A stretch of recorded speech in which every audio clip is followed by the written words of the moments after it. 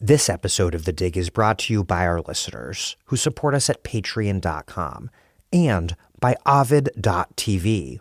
In our corporate-dominated media landscape, Ovid stands apart as a streaming service that offers landmark documentaries on historic labor struggles, dispatches from immigrant communities confronting ICE, and special collections of films highlighting pressing issues of our time, including a section of films from Palestinian filmmakers who for decades have been documenting life in Gaza and the West Bank under Israel's occupation and bombardment, with films by notable auteurs such as Chantal Akerman, Chris Marker, and Wang Bing, alongside a variety of avant-garde and dramatic features.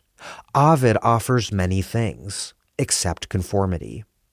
Try Ovid today and get your first month free. Use promo code DIG25.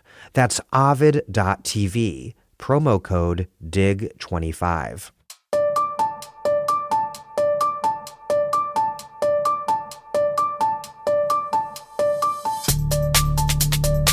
Welcome to The Dig, a podcast from Jacobin Magazine. My name is Daniel Denver, and I'm broadcasting from Providence, Rhode Island. This is the second in my two-part interview with Melinda Cooper on her book, Counterrevolution, Extravagance and Austerity in Public Finance.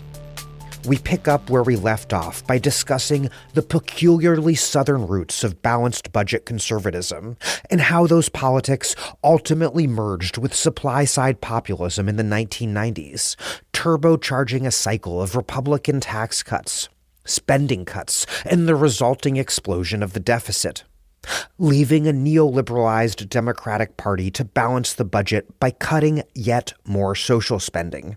That same neoliberalized Democratic Party worked with those same Republicans to gut welfare, disciplining labor and suppressing wages so severely that Fed Chair Alan Greenspan opened the floodgates of easy money, confident that it would juice the price of assets alone.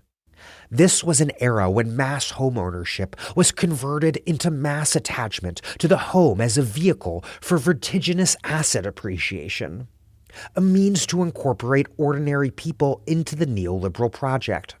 That system blew up when the housing market went spectacularly bust, a crisis that radicalized the small business owners who had been buoyed by the housing boom, rendering them into the Tea Party rank and file.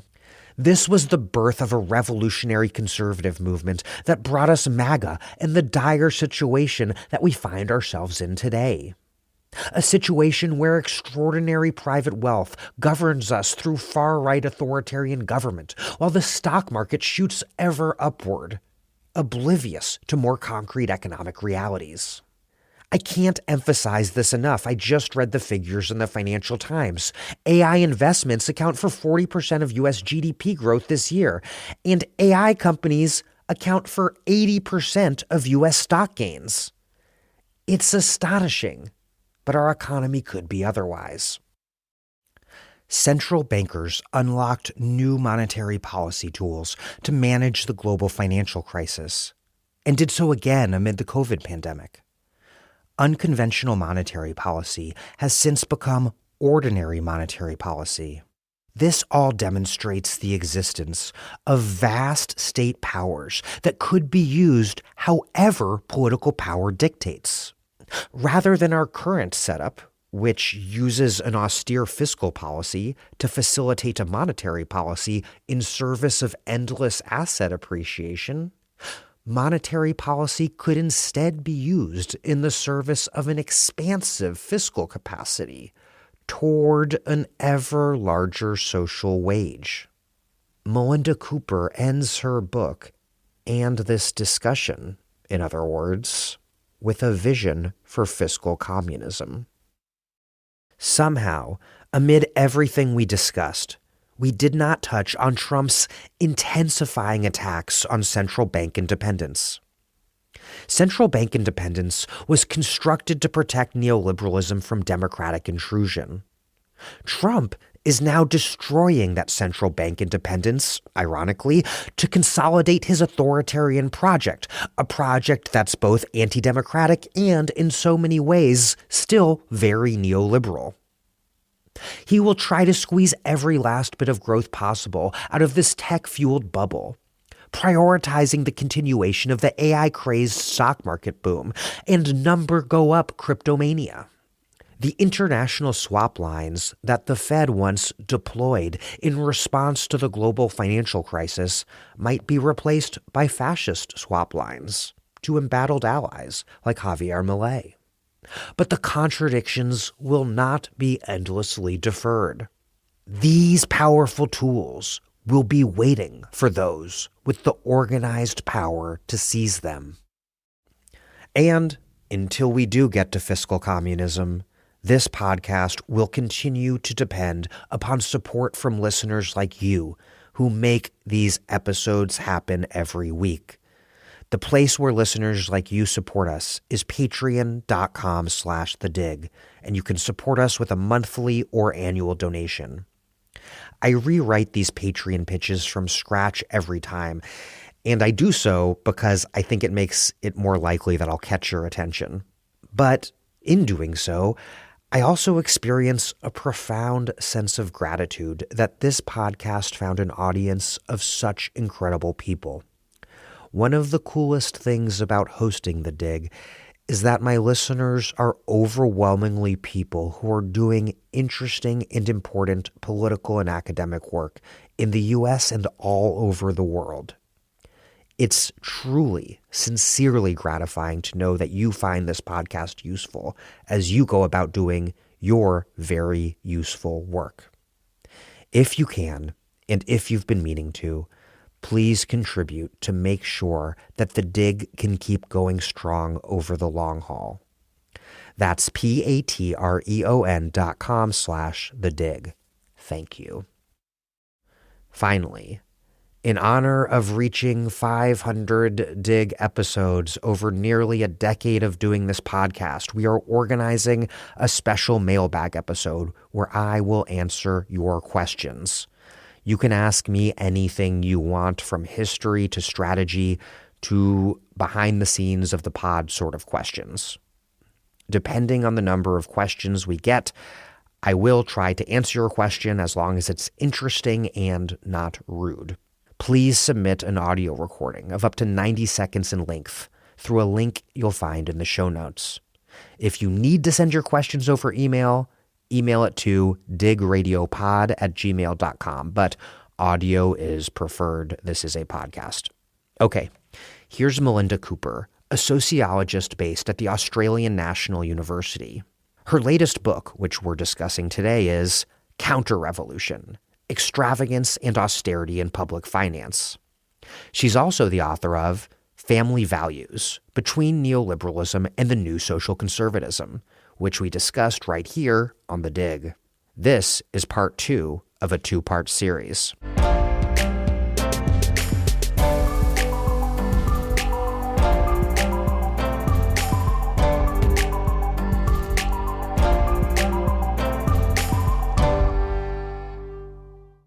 Let's turn back to balanced budget conservatives, one of the two key intellectual currents that play such a key role in your book alongside supply-side economics. We covered supply-side economics extensively in the first part of this discussion, but we have a lot more on balanced budget conservatives to get into.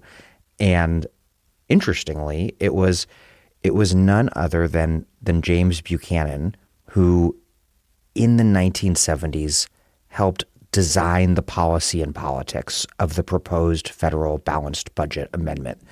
And this was the same Virginia school neoliberal James Buchanan who had helped design the politics of the populist anti-tax revolt that began in California that same decade, something we discussed again a lot last time. This demand for balanced budget, zero deficits, at least rhetorically, remains a decisive force in conservative politics to this day, including in the recurrent debt ceiling, fiscal cliff, government shutdown standoffs that have periodically paralyzed government from the Tea Party on. But before we get to how this all played out, let's start with Buchanan and how he came about designing the federal balanced budget amendment. Why, amid the era of Black freedom struggle and the Great Society, did Buchanan and his allies see budget constraints as a key means to curtail the democratic power of poor and particularly poor Black people? Why did Buchanan fear that organized Black social movement and rebellion would in particular wield fiscal policy to achieve their desired transformations? And how, in reaction, did he see fiscal policy as a lever to shut down that organized rebellion? And then lastly, more generally in that historical moment, how was it that the prospect of deficit spending fueled these fears that went way beyond the economic, or at least the narrowly economic, fears over widespread breakdowns in traditional morality and the family and authority? Well, Buchanan starts worrying about the budget, the federal budget, later in his work. So at first, he's working within the universe of Eisenhower Republicans who are very attached to budget balance.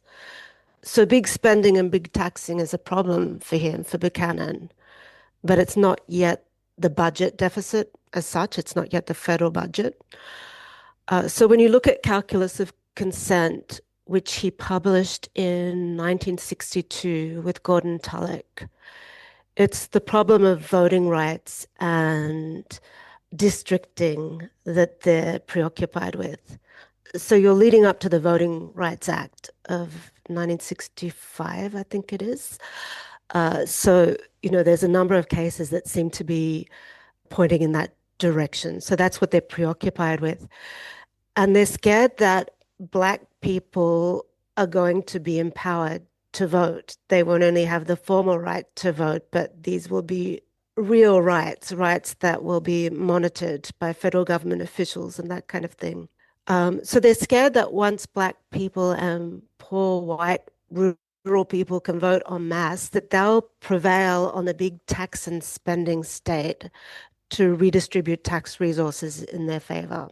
But by the mid 1960s, Buchanan starts to think that he's got a bigger problem on his hands. There's a problem that's even worse because not only do you have these poor people and Black people voting and kind of a contest over a fairly limited government fiscal pie, you also have a much more expansive view of fiscal policy and a much laxer view of the budget deficit that's starting to take hold of academia and the highest levels of government.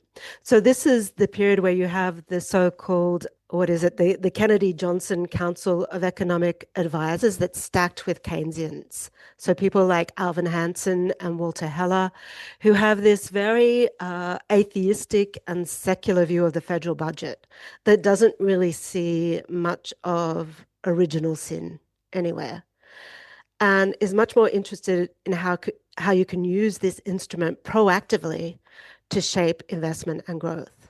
So if there's anything sinful for them, it's the idea that you wouldn't use the budget deficit to stimulate the economy, because for them, the whole objective of government intervention becomes creating what they call the full employment economy that's operating full steam ahead.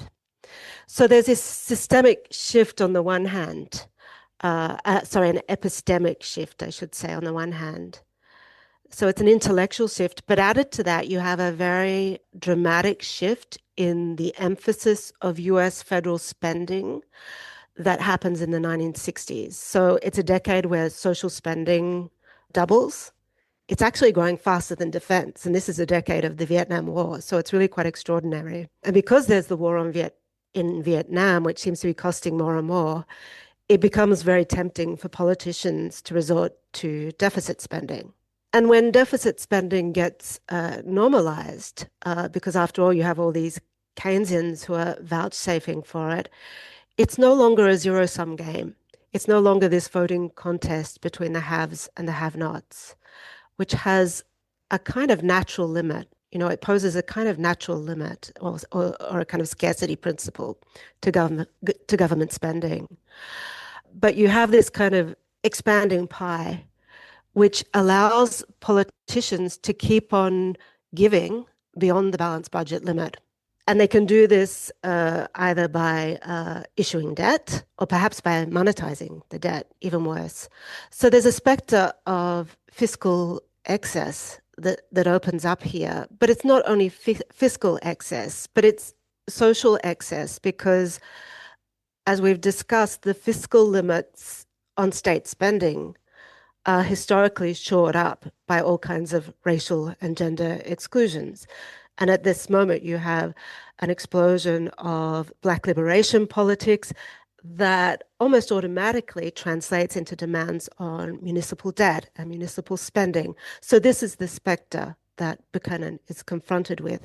And because the, American Keynesianism, for what it was worth, was also an arrangement of the family and sexuality.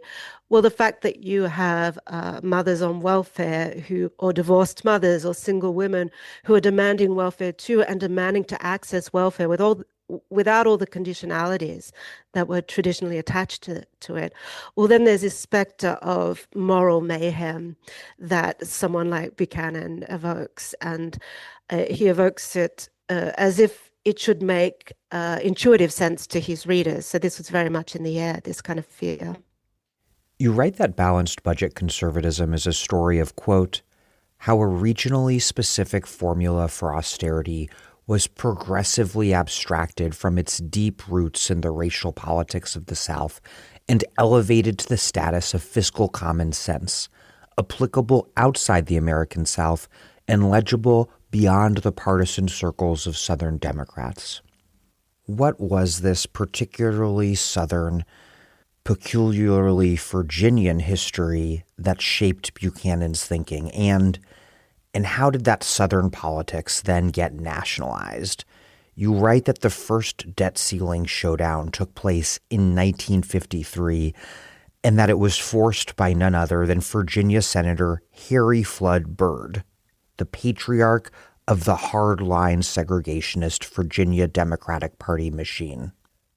Right. Well, that's all thanks to Nancy MacLean. It's the historian Nancy MacLean who makes that connection in her book, Democracy in Chains, which was highly controversial.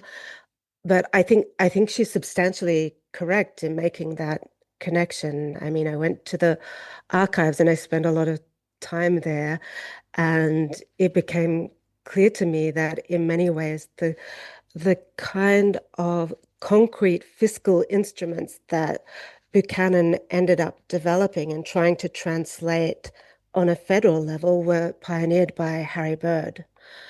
Buchanan made a number of concrete political policy contributions. One that we discussed earlier is the California tax revolt and the constitutional tax and expenditure limitation, which I argue has its roots in the post-Reconstruction South. The other major intervention he made is the federal balanced budget amendment, which, yes, is another one of those ideas that Senator Harry Byrd Sr. pioneered. It was something Byrd wanted to introduce in the Eisenhower years. Eisenhower's big tax and spending state was too much for this particularly austere Southern Democrat. His proposal for the federal balanced budget amendment in 1953 predictably got nowhere because there was such a strong post-New Deal, post-war coalition around the necessity for a big spending government. But it started to make sense to a much broader coalition of people in the mid-1970s when the concern about out-of-control government spending becomes much more widely held. And it's interesting because you see this group of people that are brought together. Buchanan is there too, when the federal balanced budget amendment is presented in committee. It doesn't get very far, but it's put up in committee. They're all referring back to Harry Byrd. So they're very conscious that there is a tradition here that they're echoing and wanting to revive. And you have a kind of coterie of old-time Southern segregationists who take part in this. But it's a period in which there's a passing of the baton because what up until this point looks like hardline, stereotypical Southern Democrat segregationist politics around this period, certainly in the 1980s, moves to the Republican side and gets taken up by Sunbelt Republicans. So in this committee meeting in 1975, you see this kind of transition of personnel, if you like. And in his personal biography, Buchanan went from being a kind of automatic Southern Democrat voter in the style of Southern Democrats to someone who votes for Goldwater in the 1960s and then becomes heavily involved in Republican policymaking during the Gingrich years. Once again, your book among is about a lot of things, but one important thing it does is tell an intellectual history of balanced budget conservatism on the one hand and supply side populist politics on the other.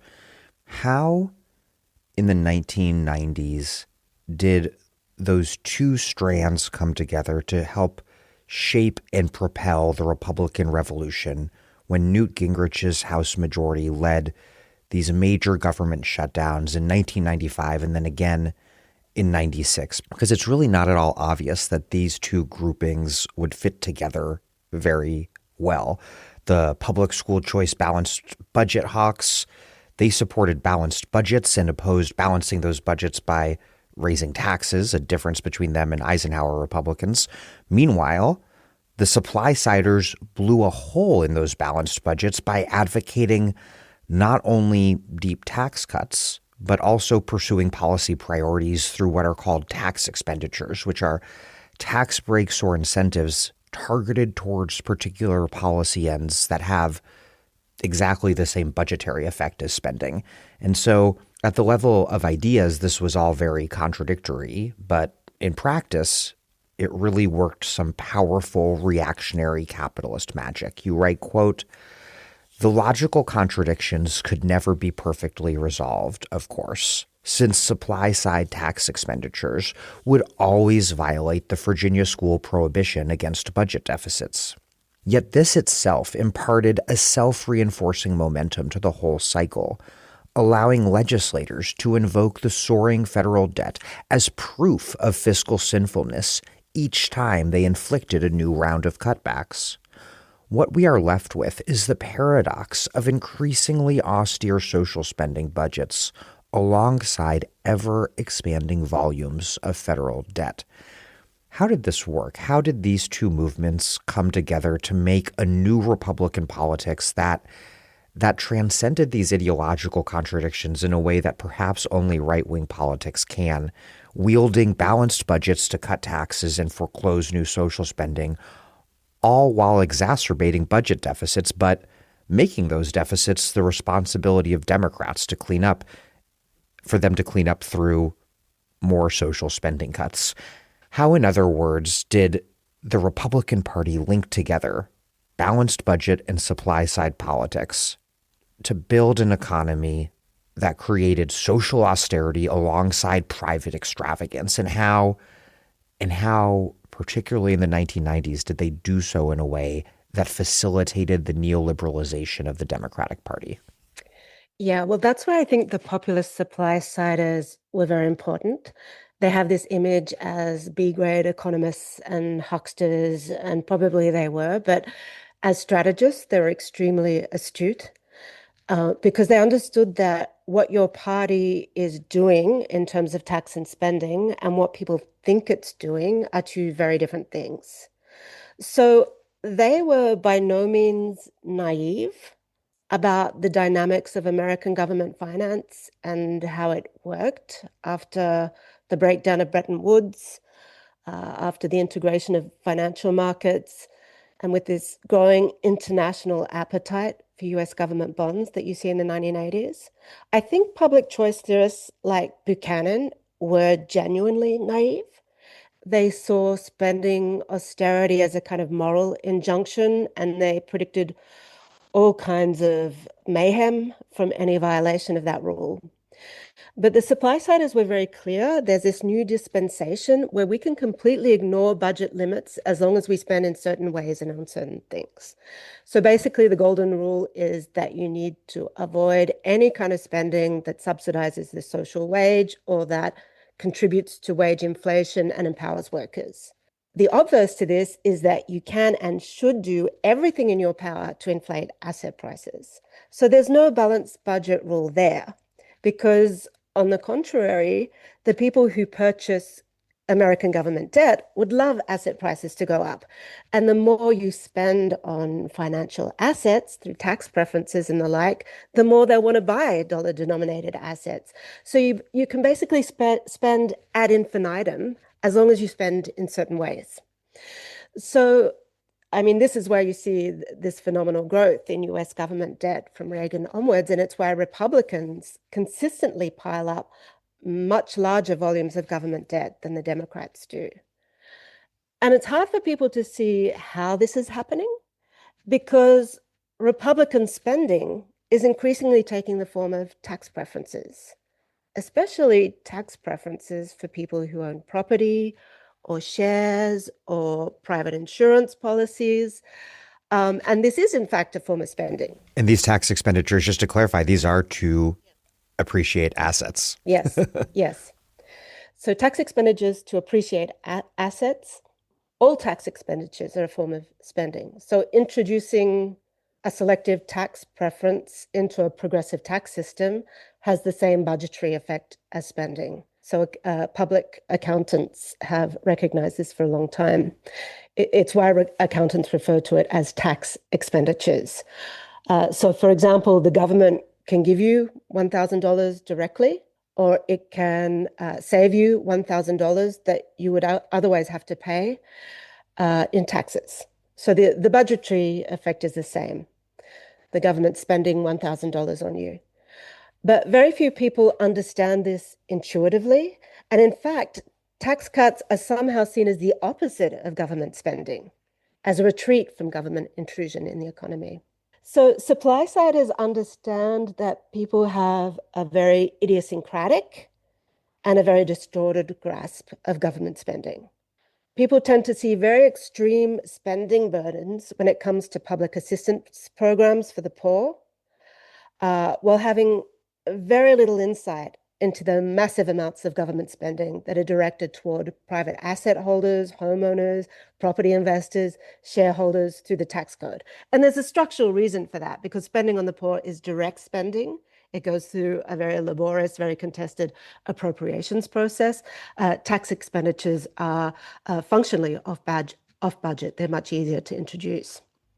So the supply siders understand that they can very easily shift the blame for deficits left behind by Republicans and point the finger at Democrats and their overgenerous spending on the poor. That's the narrative they can spin.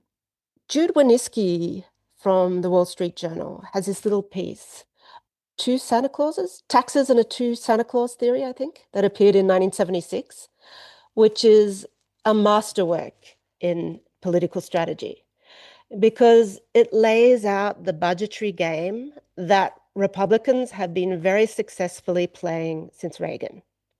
Basically, the idea is you subsidize the wealthy as much as you can while in office with tax preferences. You leave behind a huge budget deficit. You slam the door, blame the Democrats for overspending on the poor. The idea, Jude Wanniski is very clear about this. The idea is to paint the Democrats into a corner where they'd be forever apologizing for their pathetic social budgets, effectively playing the role of Eisenhower Republicans. And the Democrats fall for this hook, line, and sinker. Clinton was the most ridiculously austere president of the late 20th century. He was zealous about budget surplus, not even budget balance. So actually, I argue that his federal spending record looks closer to that of a reactionary Southern Democrat rather than an Eisenhower Republican, because most of his spending cuts end up impacting Blacks disproportionately. Well, and ultimately, he was kind of literally a reactionary Southern Democrat at the end of the day. He was a Southern Democrat. 'The supply siders aren't opposed to to the public choice arsenal of tax and spending limits and balanced budgets. They just don't believe in them as some kind of transcendent economic necessity. They don't believe in balanced budgets as a principle of economics. They're more than willing to use these instruments opportunistically because they know they don't work except as instruments to discipline and punish. They know that in practice, they really only serve to limit one kind of spending, redistributive social spending. And it's very easy to get around these limits if you're spending through the tax code because tax expenditures, as I explained, are off budget. They don't go through the highly scrutinized appropriations process, and they only show up in the future, and the causality becomes very vague. You can blame them on someone else. Among the most spectacular collaborations between Clinton's third-way neoliberal Democrats and congressional Republicans was ending welfare as we know it, welfare reform, which amongst many things effectively meant kicking a lot of poor mothers off of public assistance and into low-wage service jobs at places like McDonald's. And this is a really key thing to understand here. Welfare reform and other cuts to the social wage impose a compulsion to work upon poor people, the same sort of compulsion to work that was imposed by exclusions to the New Deal welfare state, exclusions that kept disproportionately Black agricultural and domestic workers in the South out of New Deal protections, thus exposing them to the most extreme forms of labor exploitation. You write, quote, "There was a good reason why unemployment reached record lows during the late 1990s without generating any wage growth at the bottom of the workforce. When their 2-year time limit was up, welfare recipients had to accept the first job that was offered to them or disappear from the welfare rolls altogether. The poor law tradition of the large Southern farm was reborn in the sprawling retail, healthcare, and logistics sweatshops of the late 20th century." Where did this remaking and gutting of the welfare state, systematically intensifying the exploitation of disproportionately non-white poor workers, and in doing so disciplining the entire working class, what role did that politics of wage suppression in the 1990s play in the new regime of asset appreciation? Well, that's what Greenspan needed to go from being a monetary hawk to a monetary dove. He demanded reassurance from Clinton that there would be no democratic fiscal expansion, no expansion of the welfare state, and no fiscal stimulus that would empower the poor or workers. So he got that through Clinton's ultra-austere spending record and his budget surpluses. And he got that in a more targeted way with welfare reform, which was basically about forcing poor people into the lowest of low-wage jobs. Now, Greenspan had always been fascinated by this idea that asset price inflation could serve as an alternative form of stimulus, a way of stimulating consumption that was non-Keynesian, because you would get increased consumption and hopefully increased growth through raising asset prices rather than raising wages. He was onto this in the 1970s. He was following the house price inflation in Southern California, and he was someone who was obsessed with economic data. He had his own private data analysis firm, and he and an employee of his found in that data that consumption and growth had been stimulated in Southern California by rising house prices. Now, that was fascinating to him as an option. The problem is that at the time, asset price inflation seemed to go together with wage inflation in construction. So this is where he gets his basic idea of the wealth effect, the idea of stimulus through rising asset prices. But he puts the idea to the side because he's just not ready to countenance the idea that you would risk empowering labor in any way. So when he becomes chair of the Federal Reserve, he's a monetary hawk. No one expects him to become the monetary dove that he becomes in the late 1990s. By the late 1990s, he's convinced that labor has become so traumatized, has been so enduringly subdued by Clinton. And it's not only because of welfare reform, it's because of NAFTA, it's because of deunionization. And he becomes convinced that, well, there really is no danger of empowering labor now. So we can go ahead with this very targeted monetary policy, which is about pushing up asset prices to stimulate the economy. But it's a non-Keynesian form of stimulus because there's no risk of wage price inflation. You've suppressed the power of labor so successfully. And then returning to welfare reform, what role did, quote, the state-imposed assertion of kinship relations as an alternative to public welfare, what role did that play in making this system that kept workers poor and labor weak, and thus allowing for the birth of this new monetary policy that could facilitate social austerity and private extravagance? Because welfare reform was constantly on both a policy and a political level. It was always about the family in so many different ways. Right. So the argument that I made in Family Values is that welfare to work, for a start, has a very long history as part of the classical liberal poor law tradition. But there are two parts to that tradition. There's welfare to work or workfare, which people remember. And there's also family responsibility or spousal responsibility, which people routinely forget, but they often go together. And family responsibility is about forcing people back into family relations that are not wanted or chosen, and which sometimes are just conjured out of thin air by the state. Family responsibility is basically the idea that family members should be the first and last line of defense when it comes to welfare. So, under Clinton's welfare reform, you have welfare agencies that are spending immense amounts of money on tracking down the biological fathers of children to recoup welfare benefits. Rather than paying this money directly to women and their children, they're tracking down these presumed fathers that women very often have no emotional relationship with at all.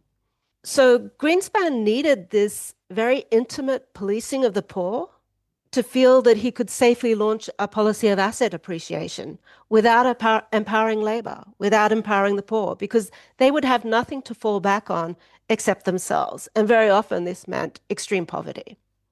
Neoliberalism has, in so many ways, been legitimized as a supposed form of market freedom, from the purported freedom to work free of welfare dependency to the ostensible democratic control of public corporations ushered in by the shareholder revolution, a revolution preaching the gospel of maximizing shareholder value as the bottom line fundamental purpose of a corporation. And that brings us to these forms of corporate ownership that emerged in the 1980s as organized vehicles for intensifying this process of asset appreciation and redistributing wealth upwards throughout society. To take a step back, the Volcker shock, again, it had imposed a recession to break the back of labor and wage push inflation. And in the wake of that recession, what came was an explosion in leveraged buyouts from corporate raiders at famous/infamous private equity firms like KKR. And so the weird thing here that you write about is that this shareholder revolution, in reality, ushered in a new era of private ownership, an irony most obviously clear in the case of private equity taking public companies private, purportedly in the name of shareholder value. There are, though, a ton of different examples that you point to. Companies that do go public these days, they often wait a long time before launching an IPO. And when they do so, special share classes ensure that actually a very small number of people control the company. There are also hedge funds, venture capitalists, family offices. All of these private forms of ownership, that increasingly exercise control over corporations, not ordinary shareholders. And then there are just straight up dynastic family owned companies that have played a key role economically and, particularly on the right, politically for decades now. You write, quote, "The governance reforms that were meant to realign the incentives of the corporation in favor of the mass shareholder public simply exchanged the old managerial elite for a new owner-investor elite that ruthlessly concentrated power in its own hands. And instead of reviving the profit and growth rates of Fordism's glory days, the shareholder revolution changed the profit form itself, reorienting corporations away from industrial profits derived from retained earnings toward capital gains, asset price appreciation, and dividends, income from assets." Why did the so-called shareholder revolution do essentially the precise opposite of what it promised or pretended to do, driving ownership and power away from public shareholders and into private hands? And then how did that add up to a transformation of the profit form itself? Well, this is a development that has only really become apparent quite recently. So it was perhaps not so easy to anticipate in the 1980s. The original leveraged buyout model is that a private equity firm takes a corporation private for a limited period of time, perhaps 5 to 7 years. And then you deliver the corporation back to the share market, where its shares will hopefully go through the roof. And the general partners and the C-suite will have made these extraordinary capital gains in the process. And this was still the standard private equity model until quite recently. But we've seen something very different happening since the global financial crisis.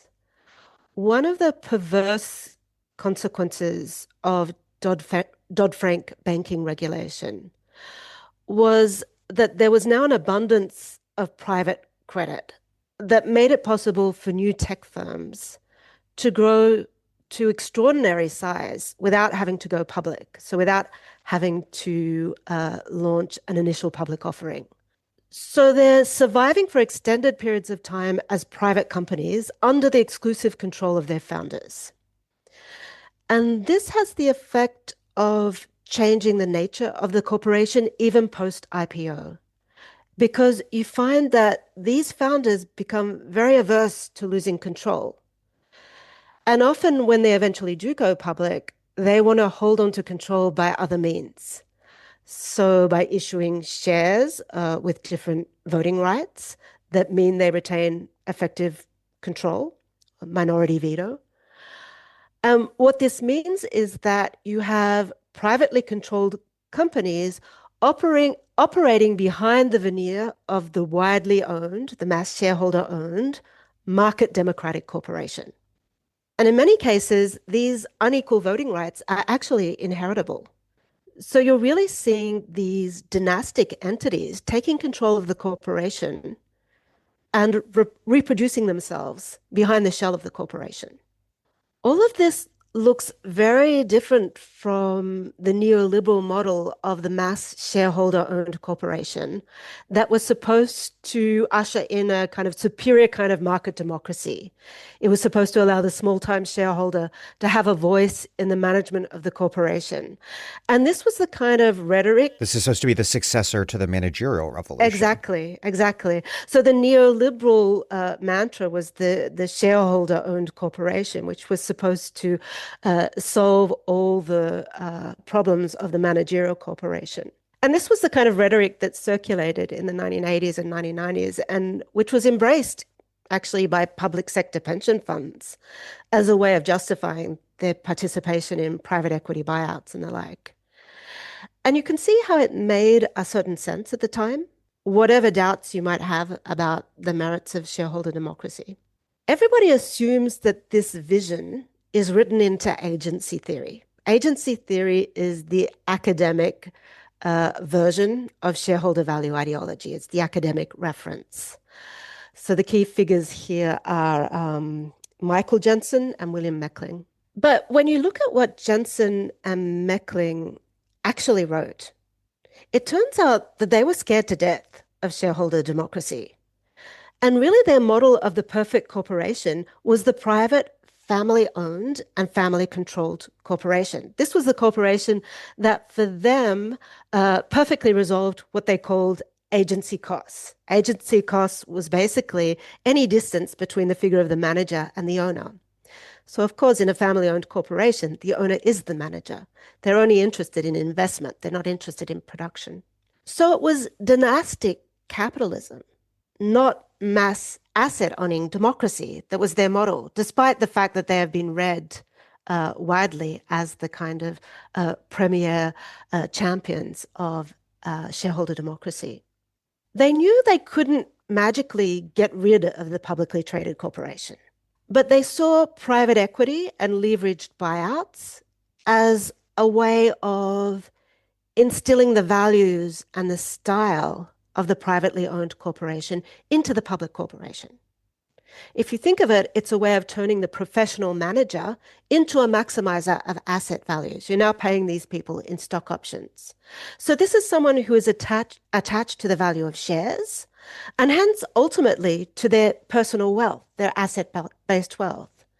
So it was a small step for them. It was a small step on the pathway to undermining the Fordist managerial corporation.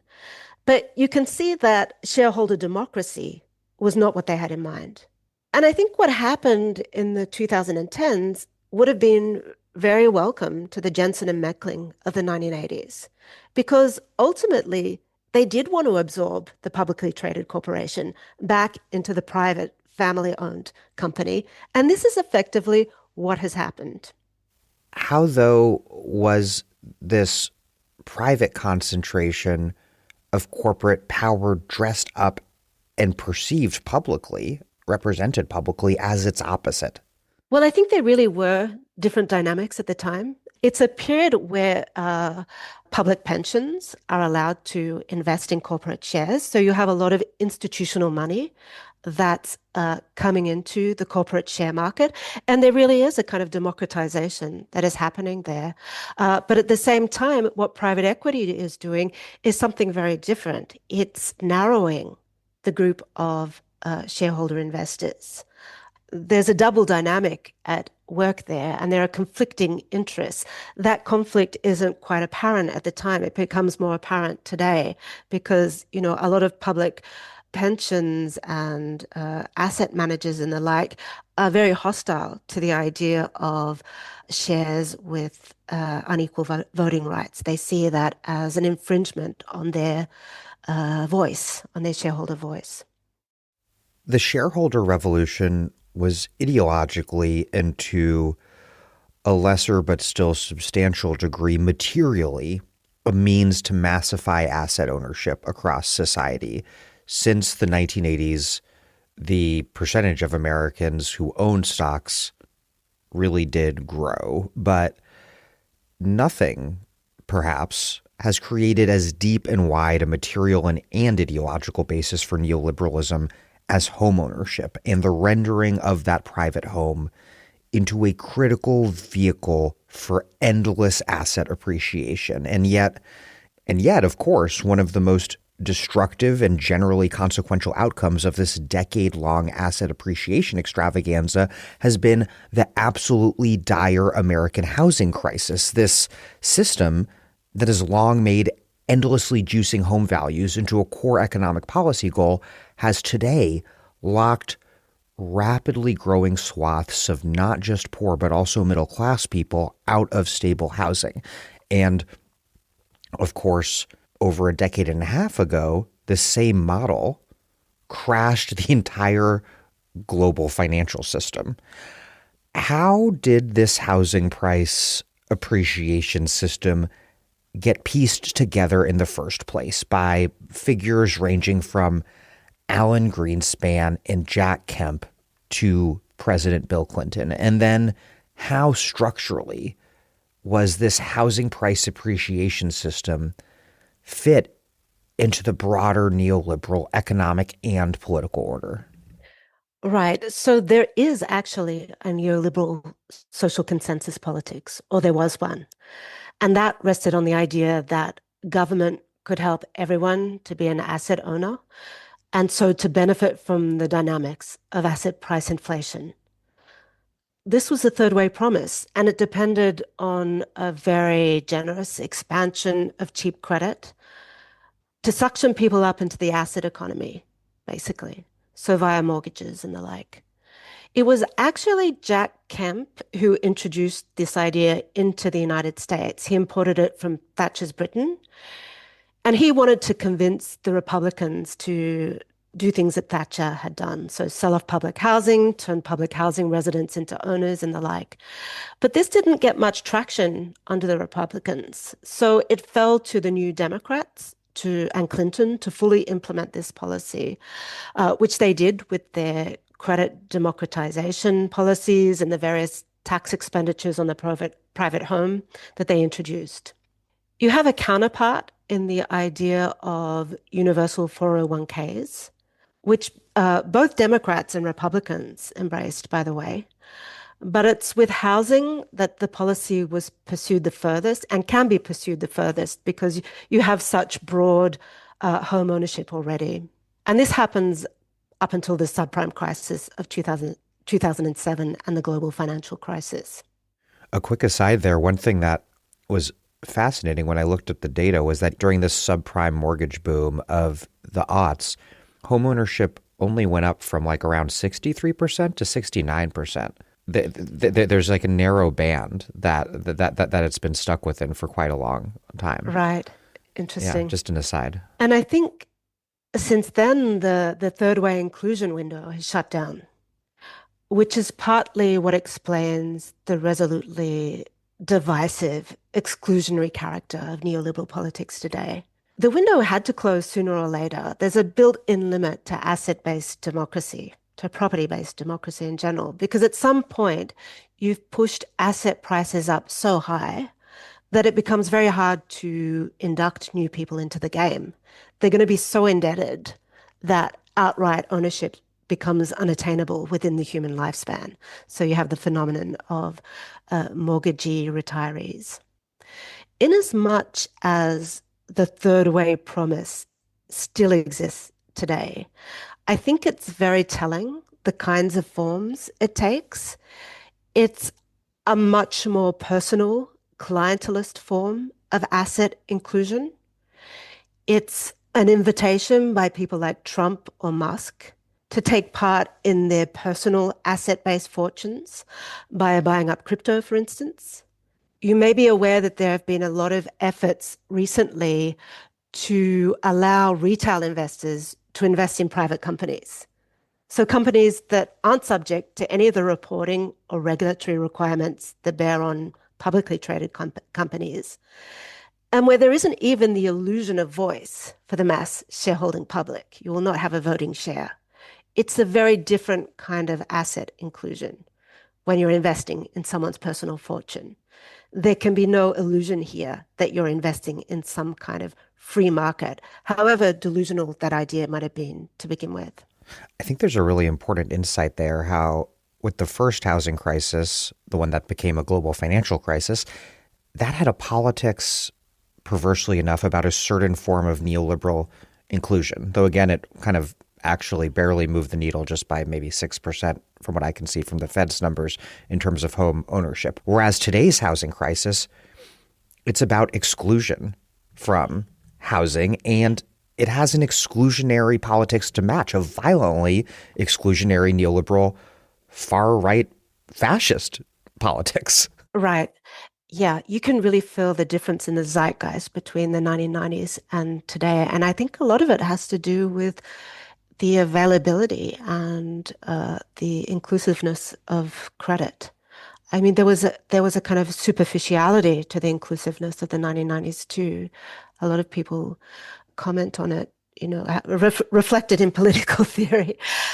But I think it has a lot to do with credit economies and how that kind of inclusive credit democratic vision that Clinton was so expert at conveying and preaching has shut down.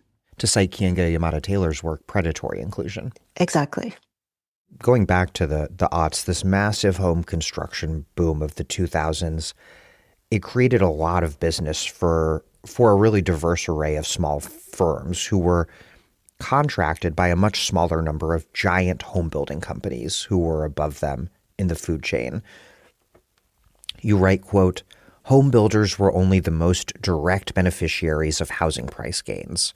Around them emerged a whole constellation of blue and white collar small business owners, from self-employed real estate agents, mortgage brokers, and accountants to landscape gardeners, all held aloft by the appreciating value of the private home.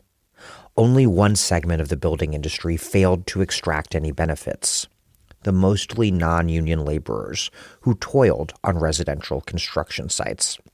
And very interestingly, you write that it was those small business owners who in substantial part go on to play a huge role in the Tea Party reaction when the housing boom goes spectacularly bust in 2007.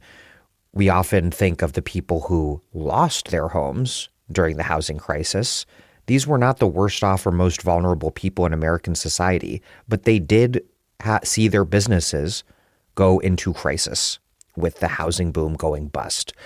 How was the housing market structured during the massive boom of the aughts with this constellation of blue and white collar small business owners? And what sort of political subjectivities did that market make? And then how, amid that economic crisis centered on the housing market, how did these housing sector small business people get transformed into the shock troops of emergent far-right Tea Party politics?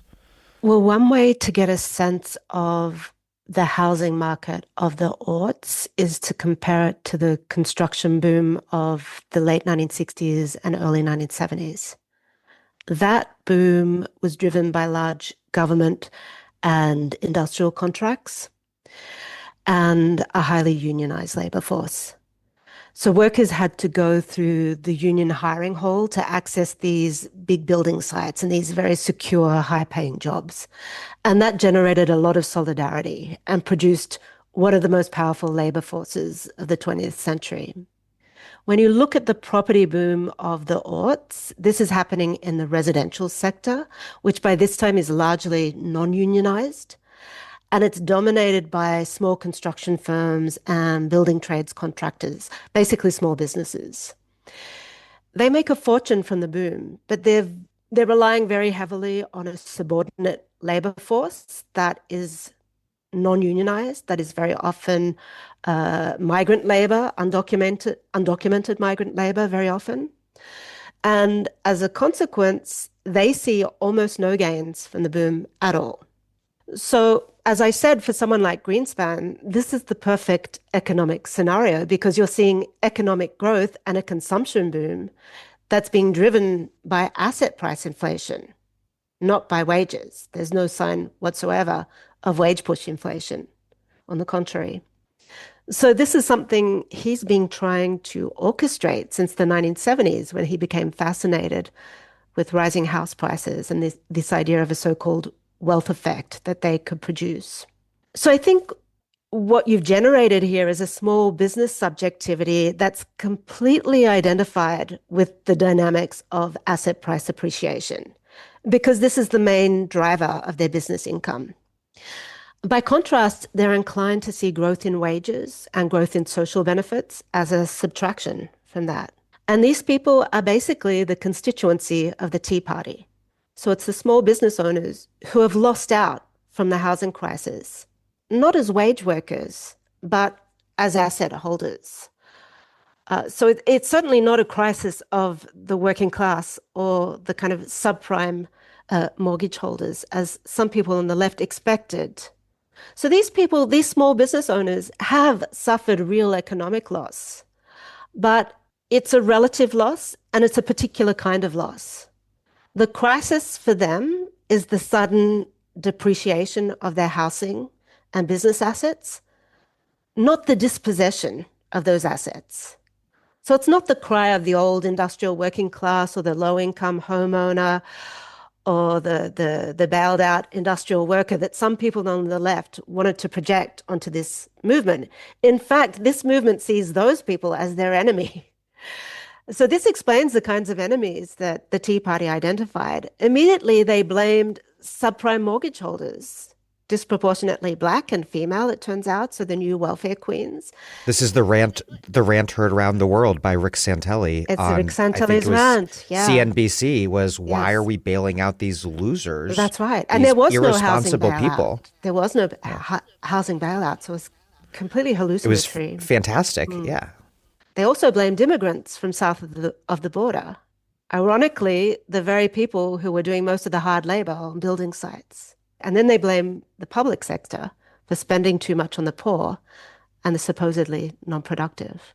Just to step back before we get deeper into the Tea Party moment, because it's such a pivotal juncture in U.S. political and economic history, what do you make of this chaotic period that combines far-right austerity and anti-immigrant politics on the right, that exposes the Democratic Party as incapable and unwilling of governing on behalf of the working class in any meaningful way, and that just broadly involves an intensifying, unprecedented legitimacy crisis that came to engulf the entire neoliberal, war on terror, high imperialist political economic order.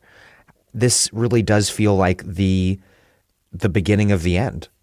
Yeah, I think it is the beginning of what I call revolutionary conservatism. You have a very dramatic shift to the right, both among Republican elites and the Republican base.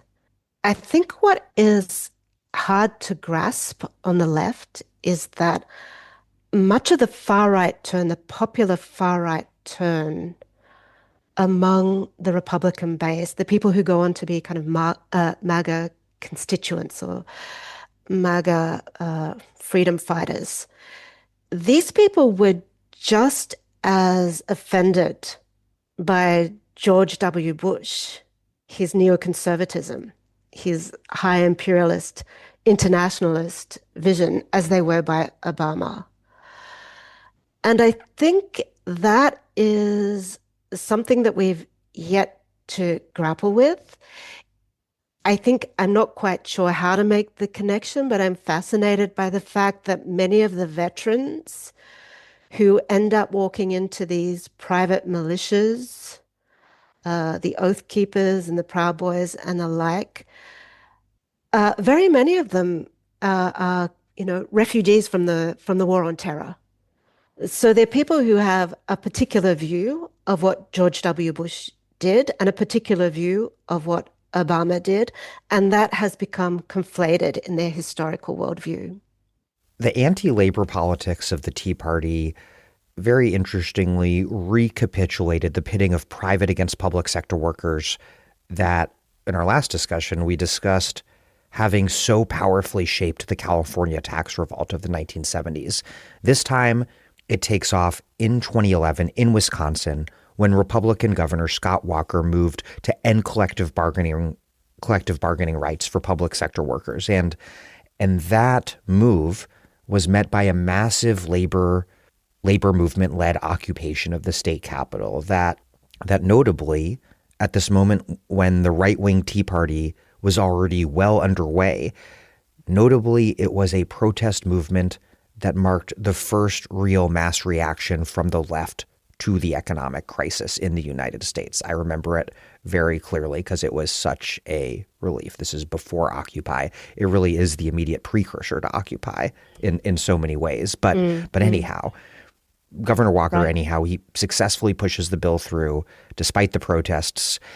And he did so in part by mobilizing resentment among immiserated non-union private sector workers toward their unionized public sector counterparts. So this process that had begun decades earlier of deunionization, it had unevenly hit public and private sector workers. Public sector workers had remained relatively strong in terms of their unionization rates, while private sector unionization from Reagan on had been decimated.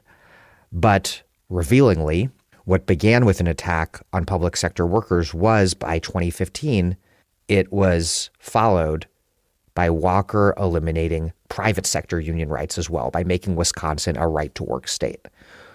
Why was pitting private sector workers against unionized public sector workers once again such a powerful formula for right-wing coalition making, this time amid the economic crisis of the Great Recession? Why did the politics of this moment so powerfully echo those of the late 1970s tax revolt? This was one of those farcical historical repetitions that Marx was so insightful about, because at this point, the private sector union movement is very much diminished. It's not a constituency that the right needs to pander to or to reckon with in any way, as the supply side has felt they needed to in the 1970s. So at that time, they're coming up with income tax cuts and all kinds of blandishments to seduce them. They have a very coherent rhetoric. So this time around, they're really being exploited in the crudest of ways. And it was really very predictable that they'd be disposed of in the way they were. But I think beyond real coalition making, this was more about having a rhetorical impact. At this point, when Tea Partiers evoke the figure of the blue-collar worker, what many people see and hear is a Joe the plumber kind of holograph figure who's somehow this emblem of the small-scale entrepreneur and the blue-collar sole trader. And I'm pretty sure Joe the plumber was brought in at some point during the Wisconsin protests. I don't think I've misremembered that.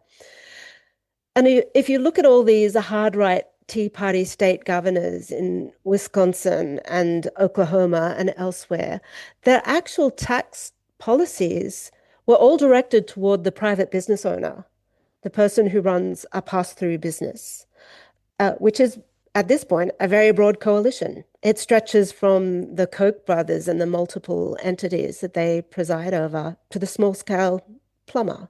So I think really at this point, they're messaging to a larger small business sector through the figure of the supposed private sector union worker. I think the aesthetic distortion has become so powerful at this point that they know they can signal to small business owners through that figure of the private sector union worker.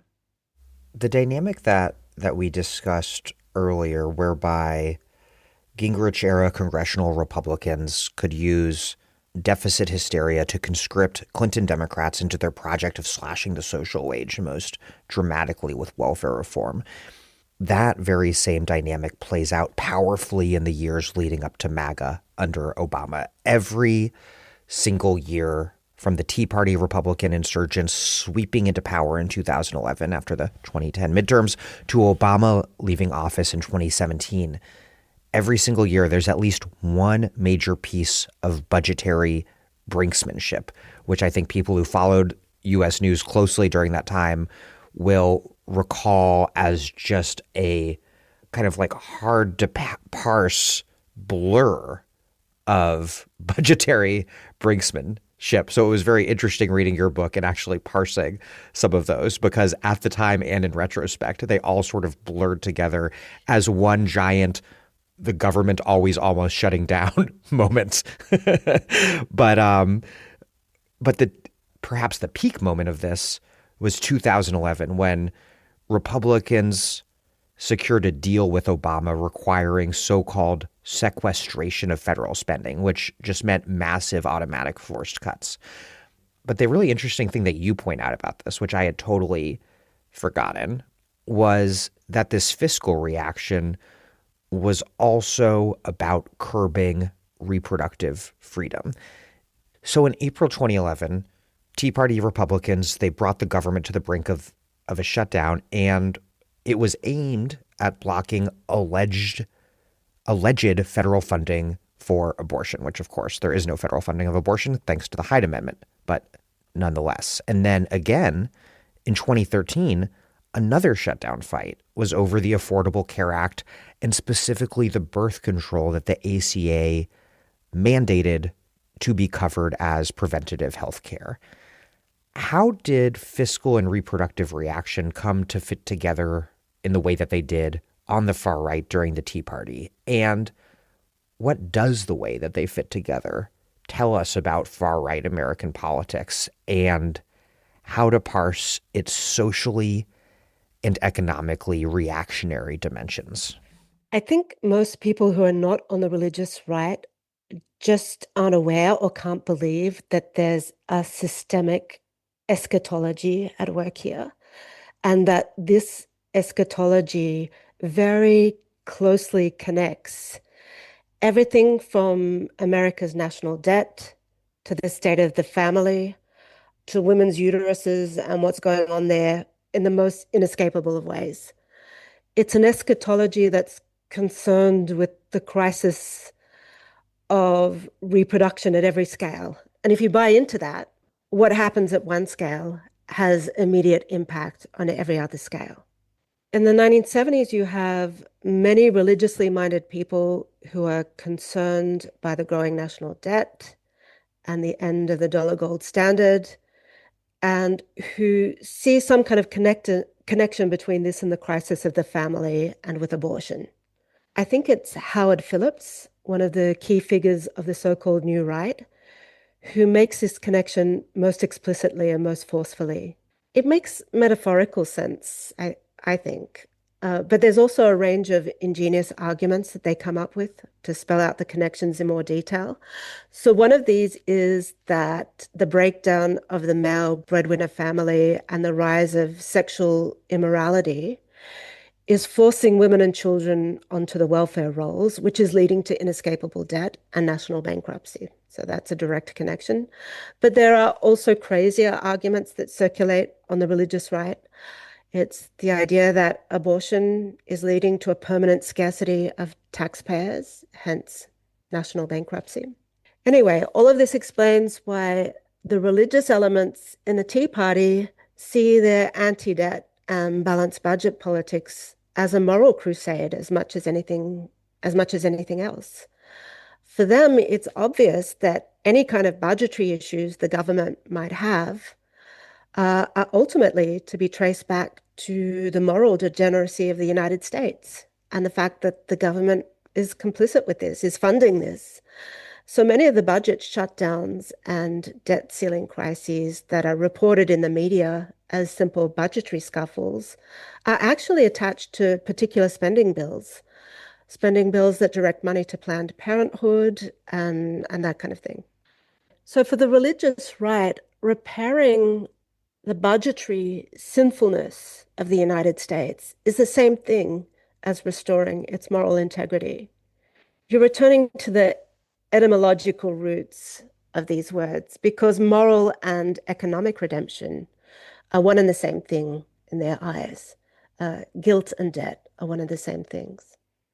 To get a little deeper into this historically, this entanglement of reproductive and fiscal reaction, as you just said, it goes way back to the formative decades of the New Right, specifically to Howard Phillips, who is really quite a character. After founding Young Americans for Freedom in 1960 and trying to take over the Republican Party in the 1990s, forms the U.S. Taxpayers Party, later renamed the Constitution Party, as this project to cohere the far right. And you write, quote, "With its amalgam of libertarian economics, anti-migrant nativism, and Christian Reconstructionism, the U.S. Constitution Party spawned many of the political figures who later returned to the GOP as Tea Party Republicans in the 2010 midterm election.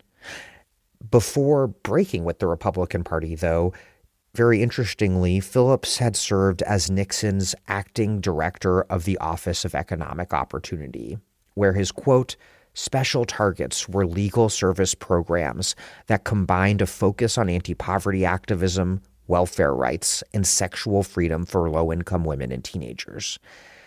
How did Phillips pioneer in both the mainstream conservative movement, the quote-unquote mainstream conservative movement, and in the wilderness or the seeming wilderness of the far-right Constitution Party? How did he pioneer what is now a commonplace convergence of far-right Christian gender and family politics with an attack on the social wage? And then what can we learn from placing the formative moments of Philip's reactionary synthesis here into the context of right-wing reaction against the Great Society in particular?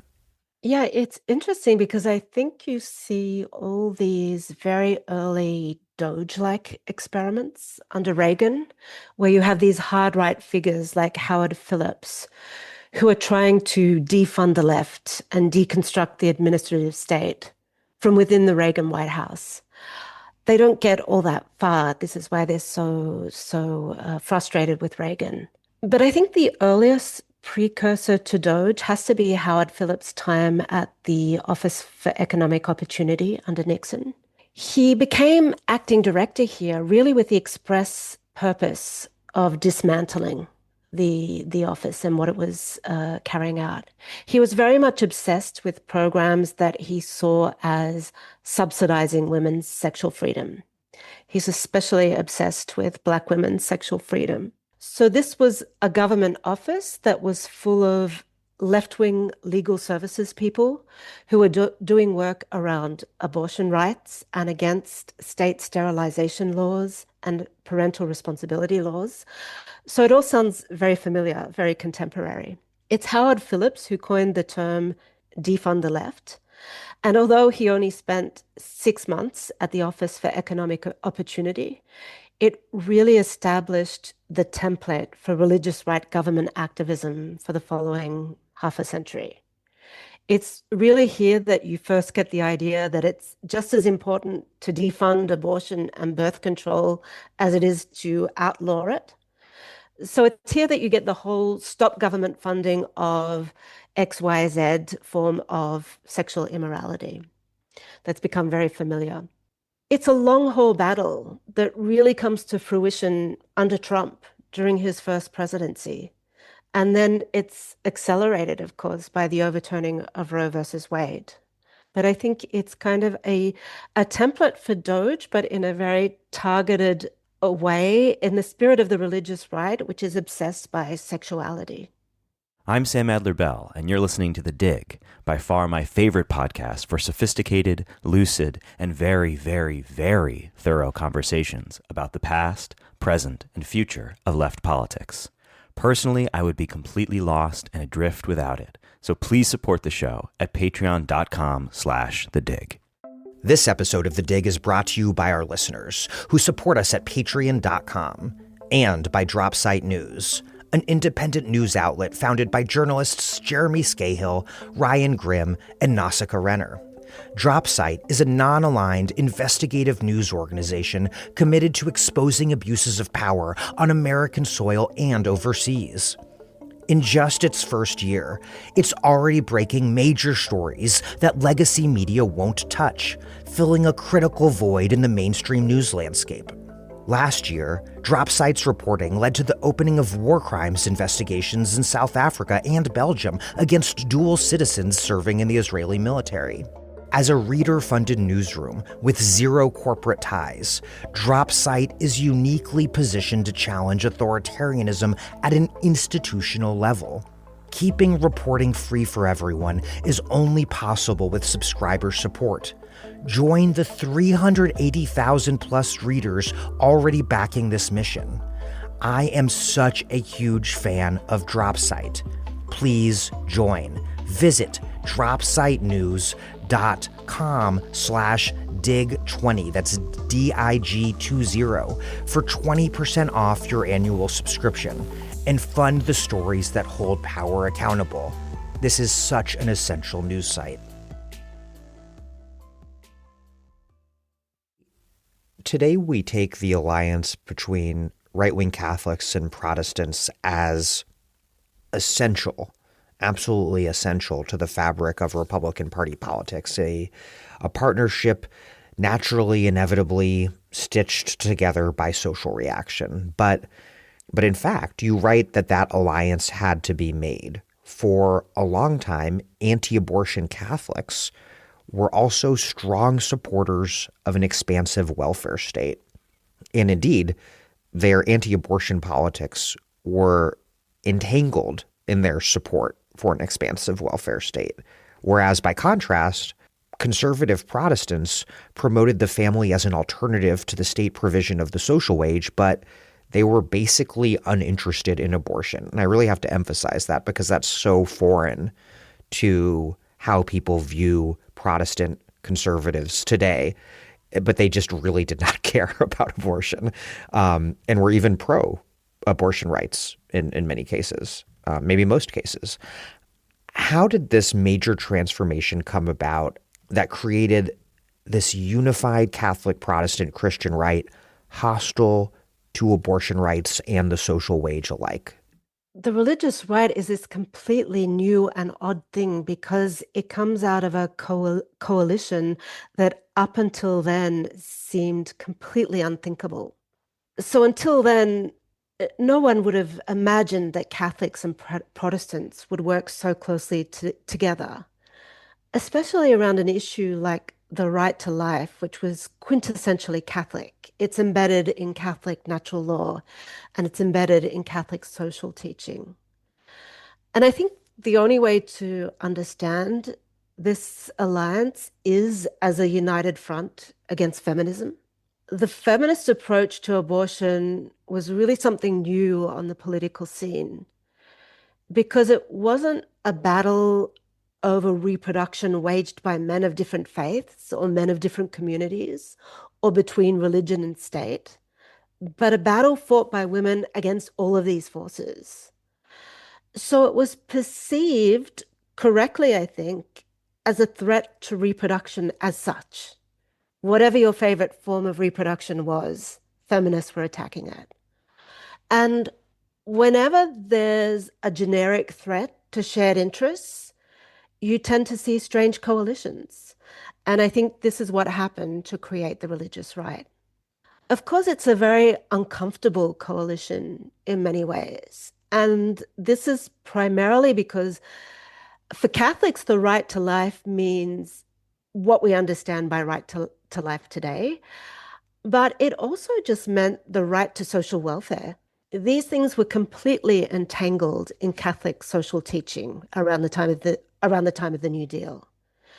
Catholics had a version of the family wage that saw the prohibition of abortion and even birth control as being fundamental to the protection of workers' rights, because workers' rights also meant the right to a family. Women are very much the vessels of social reproduction in this scenario and not much else. But yeah, but as conservative and patriarchal as this is, it still implies a commitment to social welfare. It still implies a commitment to the idea that government should be spending heavily on things like education and healthcare. And this is a genuine commitment. This is completely at odds with the Protestant position, I should say the fundamentalist Protestant position, that the care of children and dependents should be the responsibility of the private family. The most right-wing libertarian currents within Protestantism are very hostile to the welfare state per se. These are the people who were always opposed to so-called socialized medicine, which they see as a form of state totalitarianism, a slippery slope to state eugenics. And you get this with someone like Howard Phillips. He's speaking this language very clearly. You know, the work he's doing at the Office for Economic Opportunity comes straight from this vision. You would think that these positions, the Catholic and the fundamentalist position, would be irreconcilable. But by the 1980s, there are social Catholics who are beginning to be worried about the direction that the welfare state is going in. They're worried by things like single mothers receiving welfare and abortion being covered by Medicaid. So they become open to the idea that there are some elements of the welfare state that need to be opposed and rolled back. And there are some things that they don't want their hard-earned taxpayer dollars to be subsidizing. So in that respect, they begin to overlap somewhat with the Protestant position. Today, I think it's really hard to discern the remnants of the Catholic defense of welfare in right to life politics. It's coming back in certain circles, but it's hard to know how genuine it is. It's there in the kind of compact magazine coalition of social welfare reactionaries, social welfare conservative Catholics.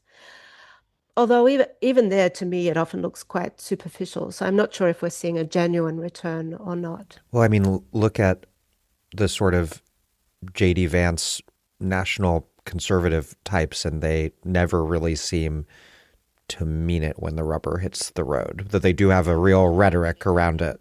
I'm not sure they really mean it. They have the language, which sounds very loyal to that tradition, but they don't have the context, certainly. So I don't think they're really genuine about it.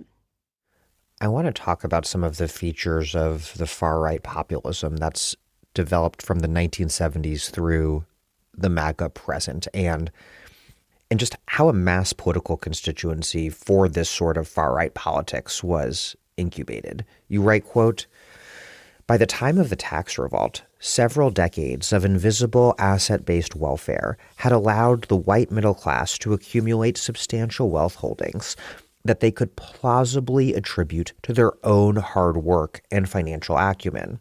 But the same wealth also exposed them to inflated home prices and higher property taxes. When suburban homeowners looked toward the inner city, they could all too easily be persuaded that its residents were profiting unjustly from their confiscated wealth. After all, taxes on inner city properties were negligible given their low assessments, and most inner city residents were renters anyway." Does this dynamic that emerged in the late 1970s, does it reveal something more general or deeper about how asset-based affluence operates politically through this day? That asset holders are radicalized in their opposition to redistributionist politics precisely because all of these various policy levers that engineer that asset appreciation in the first place appear to its beneficiaries in mystified form as the product of their own hard work and even personal virtue. Capitalism, of course, is always about mystifying how value is produced. That's kind of fundamental to its operation. But is there something peculiarly powerful about how mystifications operate under this asset-based regime of suburbanized, segregated homeownership? Yeah, I do think asset appreciation has its own form of mystification and its own madness. Something that's really striking, I think, is how some of these very wealthy people, these billionaires, these tech billionaires, seem to have no idea about the role that the Federal Reserve has played in creating their extreme post-millennial wealth. You would even think that the Federal Reserve was their greatest enemy, and some of them might be stupid enough to destroy it in favor of a pure crypto economy. And they're completely in denial about the role of government spending in the form of tax preferences to create their wealth. But this goes well beyond the ranks of billionaires. It's a cognitive dissonance that I think is built into the subjectivity of the smallest of asset holders and homeowners. And it's not accidental because, as I've explained, a lot of the forms of spending and stimulus that are directed towards asset holders are deliberately invisibilized. Tax expenditures are invisible. Mass debt monetization, which is what quantitative easing is supposed to be something that the independent central bank never engages in. So, of course, these people are unaware of this outside force that is creating their wealth. I think the attraction of someone like Trump is the fact that he embodies that mystification in such a pure way. I say pure because there isn't really much talent or insight there. And he has a history of making these hilarious business mistakes. If you read his biographies, it's one massive mistake after another. So I thought Mary Trump's family history, Mary Trump is Trump's niece. I thought that biography was fascinating on this point because she expresses this dismay that the family failure, the loser son, could arrive where he did. She has this passage where she writes, every one of his massive missteps, he just kept on failing up. So I try to show in the book how this magical process of failing up is built into the dynamic of asset price appreciation, which depends on everything from tax preferences to bankruptcy laws to protect the big asset holder from anything resembling failure. But none of that is visible. Of course, in Trump's case, he begins with family wealth. So there's a sense in which he can be even more erratic than most asset holders. I think also the volatility of Trump's persona is also part of that attraction. He always seems so close to failure, and perhaps that makes him more relatable. So he's originally in a very volatile sector, of course, he's in construction. But there's also just the fact that he really is just hot air and family money right from the beginning. When you read his biography, there's something almost painful about the ups and downs he goes through. And at the same time, after a while, chapter after chapter, you realize that no matter how many times he goes bankrupt or pisses everyone off, his balloon never really explodes. It deflates dramatically, but it never pops. And then he gets inflated again.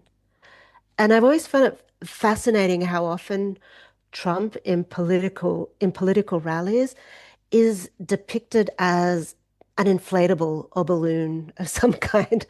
I think there's an intuitive connection that's being made there. You could think, well, this is the old kind of fat cat image. I don't think it's that. I think people have a sense of his inflatability and that there's something very pure in the way he embodies that.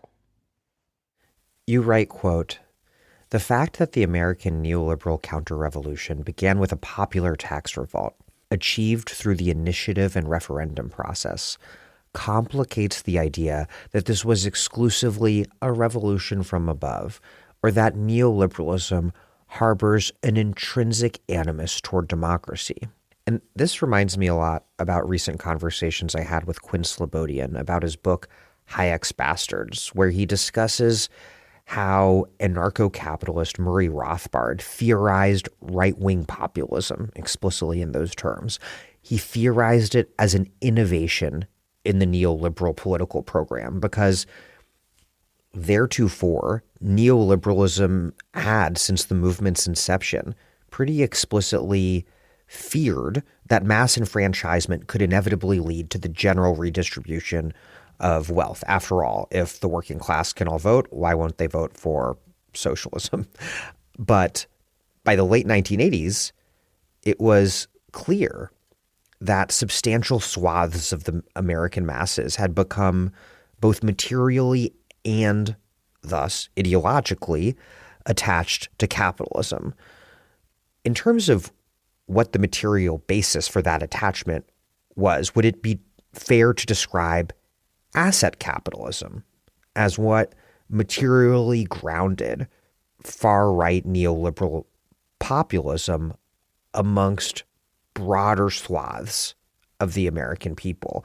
Does the massification of asset ownership help make a far-right neoliberalism that's simultaneously democratic and authoritarian, and that governs in the interests of the millionaires and billionaires, but does so in the name of the masses who are either asset attached or even just asset aspiring? Yeah, I mean, everyone's always trying to find the voice of the aggrieved working class in Trump's popular constituency. But all the evidence points to the small asset holder. These are Trump's most zealous supporters. It's the sole trader, it's the small business owner, it's the homeowner. This is the driving force of Trump's coalition. It's these people plus veterans who are also a large base for the militia movement. So veterans are the only kind of so-called public sector workers or government workers you'll find in there. You find that there's a large number of small business owners in the Tea Party. You find that in the January 6th riots. So I think that's undeniable. I don't know if it's a democratic coalition anymore. I think that kind of wide, broad democratic coalition around ownership was achieved during the tax revolts. I think there was a kind of democracy through credit inclusion during the Clinton years. But everything is turned again. I mean, the Republicans are all about snuffing out formal democracy now. They've been very successful at undermining the Voting Rights Act, at excluding people from the voting rolls, intimidating voting officials. They're experts at gerrymandering. So they're very methodically restoring Jim Crow at this point when it comes to the disenfranchisement of Blacks and the poor. So I think there's only these very small windows of opportunity where they can create or conjure up what looks like a Democratic majority coalition. That's never going to last very long because I think once they've brought people together into these coalitions, they start stripping rights. So they start turning against some of the people who have joined in that coalition. It's certainly the case with the tax revolts. I mean, once part of the home-owning working class joins forces with the small business class, well, then there's the outright attack on unions under Reagan. So I don't think that majoritarian democratic strategy can ever be maintained for very long. Stepping back a bit further, you draw a line from the anti-tax populism that animated the reactionary defeat of Reconstruction in the South through the 1960s reaction against the Black freedom struggle, writing, quote, "Southern wealth holders now imagined themselves as a tax-producing minority under siege from an alliance of non-productive tax enforcers, pro-Reconstruction Republicans on the one hand, and non-productive tax consumers, African Americans and poor whites on the other. This double-sided critique, which depicts the property owner as assailed from above and below by unproductive parasites, has remained a feature of white taxpayer populism until this day." What is it about asset ownership, from slavery in the antebellum South to the tax revolt of homeowners in the late 1970s to the Tea Party revolt of small business people amid the housing crisis? What is it about asset ownership that's so conducive to this potent form of reactionary populism that pretends to fight this war against a parasitic coalition uniting disloyal elites with a dependent underclass, while actually facilitating the reproduction of the existing hierarchy of capitalist social relations? The reason why it works so well, I think, is that once you've posited a coalition of property owners united around their shared tax interests, then you can abstract from the very big differences among property owners. You can unite around the idea that as property owners, only you are truly productive. You produce taxes. And producerism is as much about effacing differences of wealth between property owners as it is about accentuating them between the small landowner and the wage earner. Trump is the perfect embodiment of this strategy. He's born into wealth and political connections. He's a real estate developer by birth. And yet, if you listen to him speak, you would think he was actually working on the building site. So he presents himself as this blue-collar small business owner, a Joe the Plumber billionaire. On the other hand, there's still something inexplicable about these alliances at the level of objective economic interests, because the smallest of property owners can be almost as poor as the wage earner, can be just as poor as the wage earner. So why this preference for a coalition with other property owners? I think that's where the sense of natural distinction kicks in and makes up for the economic incoherence of the whole thing. I think at a certain point it does become inexplicable, and you're looking for some reason why alliances move in one direction or another. And I think very often it is this attachment to what we perceive as natural genealogies and natural alliances. Yeah, and you write in terms of Trump's coalition, quote, the constituency of the insurrectionist right that brought Trump to power stretches from the smallest businesses to the most rambling of dynasties and crucially depends on the alliance between the two. And then you write that there's either a material basis or at least a material parallel for that alliance. Quote, a small construction firm is dependent on the contract generating capacities of the largest of real estate dynasties in much the same way that the smallest of Amway business units is structurally enmeshed in the expansion of the DeVos and Van Andel clans. Yeah, so I look at Amway, which might seem like a little bit of a detour, but it is very connected to the hard right fringes of the Republican Party from the 1980s. And it is one of these movement connected businesses that is a private company, a private family based company. So, for various reasons, I find all those connections very illuminating. If you look at the way Amway structured its business as a kind of pyramid of nested families, it looks very odd and very idiosyncratic at one level. Certainly at the time it was being developed in the 1960s.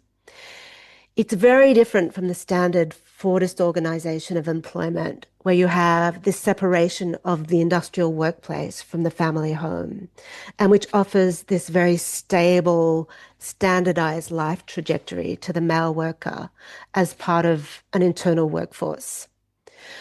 With a company like Amway, everyone's defined as an independent contractor. Everyone is their own boss from the get-go. So there's a kind of formal equality that's posited between the richest and the poorest of participants in this pyramid. And the family is the workplace. Everyone in the family is part of the workforce. And any one family is internal to a whole structure of hierarchically organized families that at the top is headed by private capitalists like Richard DeVos and Jay Van Andel. It's a much more personal experience of work in many ways, and a much more volatile one, where you're supposedly independent, but you don't have a stable wage. And the best way to get ahead is really to exploit and defraud the people below you as mercilessly as you can. So it's a structure that encourages upward loyalty, if only because you need to so relentlessly trample on the people below you. So all of this looks very odd in the 1960s, where the full-time standard contract of employment has become the norm for male workers. But today it looks a lot less weird. Even if you look at a big brand corporation or a big hotel chain, you find that even the biggest companies have offloaded and outsourced their internal workforces to who? To a chain of smaller providers that are organized as small businesses. So it's a model that's always existed in the residential construction industry, where you have family businesses nested within family businesses, branching networks of contractors and subcontractors. And it's very hard for horizontal solidarity to be created across small businesses. It's not impossible, I'd say, because it has happened in construction, but it's very difficult. Especially when those small businesses are organized through the formal subsumption of the family. Exactly. Yeah, because you have this prior loyalty that's already in place. And it's this kind of complex pyramid-like structure of small business federation that I think explains the material infrastructure of Trump's support. These are small business people that are used to identifying upwards toward a larger family firm in the absence of any alternative, I should say, in the absence of any kind of substantial possibility of horizontal solidarity. I don't want to shut down possibility altogether. So I don't think it's an accident that so much of the American far right has found its support structure in this kind of pyramid-like business arrangement in the past. So Richard DeVos, of course, was a very key figure in the rise of the religious and libertarian far right around the Council for National Policy. And so I think in this way, Amway, Richard DeVos, and the Council for National Policy are this kind of precursor model for the Trump alliance, the Trump coalition, on a much grander scale, of course. Yeah, you write that Trump, in fact, is personally exemplary of the ways that the economic power of private capital now shapes our politics. You write, drawing on Max Weber's famous typologies, quote, "The modern state and publicly traded corporations rely on the impersonal mediation of bureaucrats to perform their functions. The patrimonial ruler of the private corporation, by contrast, treats political administration as a purely personal affair and considers political power to be part of his personal property, which can be exploited by means of contributions and fees." Man, that feels like it has a lot of explanatory power for the moment we are living through, that there's something very much related, consequential, causal about the patrimonial domination of the private corporation and in the extension of that form of rule into the very heights of American political power under Trump. There's certainly a very striking parallel between unitary executive theory, the theory that the Constitution vests ultimate executive power in the president, and the very autocratic, personalist forms of power that you're seeing in Silicon Valley these days. Trump seems to be completely convinced by the idea that the entire executive branch should report to him. And it's kind of hard to see this as delusional when much of the Supreme Court thinks the same thing.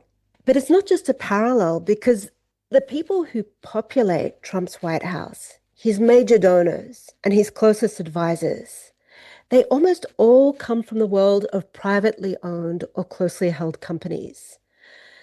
These are people who are company founders, they're private equity founders and general partners. And all of these are business forms that are notoriously hierarchical and gerontocratic, that have a very personalist and capricious style of power. These are the people that occupy the White House. This is the business form that Trump was born into. So there's not just a parallel here. You can see that for these people who have spent their life working in this kind of organization and this kind of business form, if they're going to translate business into government form, they're going to draw on the model that they've grown to see as natural. Let's turn back to this combination of monetary and fiscal policy that served to simultaneously inflate assets while facilitating the repression of wages and the disciplining of labor. As we discussed earlier, this is the special combination that won Alan Greenspan over in the 1990s, and it took on new dimensions, powerful new dimensions, in the wake of the 2008 financial crisis, and then again amid the COVID pandemic. What sort of new heterodox economic policies did the Fed design amid these two enormous economic crises that gave it this strange capacity to monetize debt exclusively in the service of higher asset prices without any real risk of substantial wage inflation? And what did that reveal about this political economic framework within which the Fed was operating? We discussed how Alan Greenspan discovered these sort of unusual properties in the 1990s. How then should we think about the innovations of heterodox economic policy introduced by the Fed over those last two major economic crises? Well, in principle, it's a dramatic departure from neoliberal monetary policy because the founding principle there is that you never resort to so-called money printing. Money printing is more technically known as debt monetization. It's the process by which the central bank directly purchases debt issued by Treasury, and it means that government can spend at low cost or no cost, and it doesn't have to resort to the discipline, the judgment of the market, of bondholders. So this was, not to engage in debt monetization was the founding principle of neoliberal monetary policy, because, of course, the great bogeyman of monetarists and other neoliberal monetary policymakers was that of hyperinflation, by which they meant the hyperinflation of wages. They were always very scared that a politician might come along and take advantage of this absence of external discipline, the absence of an objective gold standard, to prevail on the Federal Reserve to accommodate very generous spending. So they were very afraid that someone, perhaps Nixon, would prevail on Arthur Burns to get reelected by basically spending on his constituencies. And Nixon actually did exert quite a lot of pressure on Arthur Burns at the time. So when Volcker is nominated head of the Federal Reserve, and the whole kind of philosophy of central bank independence falls into place, the founding idea is that this is something that central banks should never do because it's associated with the kind of indiscipline that will empower labor and that will empower the poor.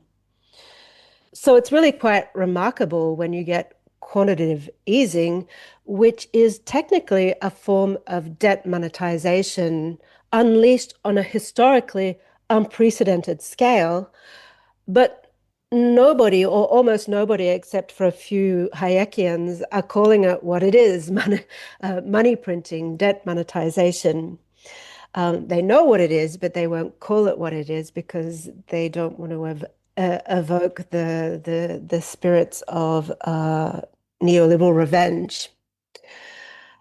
A good way of explaining the turn to quantitative easing is a kind of natural continuation of Greenspan's lesson, the lesson that Greenspan learned, that really it was possible for the Federal Reserve now to stimulate asset prices without any danger of wage push inflation because labor had just been so thoroughly defeated.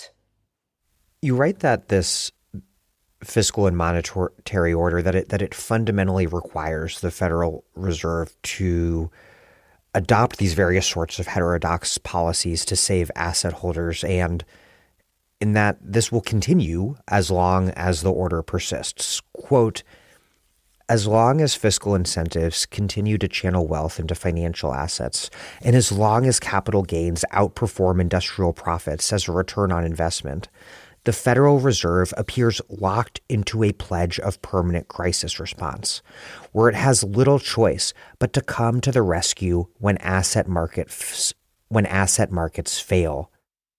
Does the present order not only lock in a permanent state of recurring crisis that must thus be managed by monetary authorities through these extraordinary heterodox measures, but does it also, on a deeper level, does it create sort of a novel type of crisis tendency within capitalism that thus requires increasingly heterodox forms of monetary policy in response?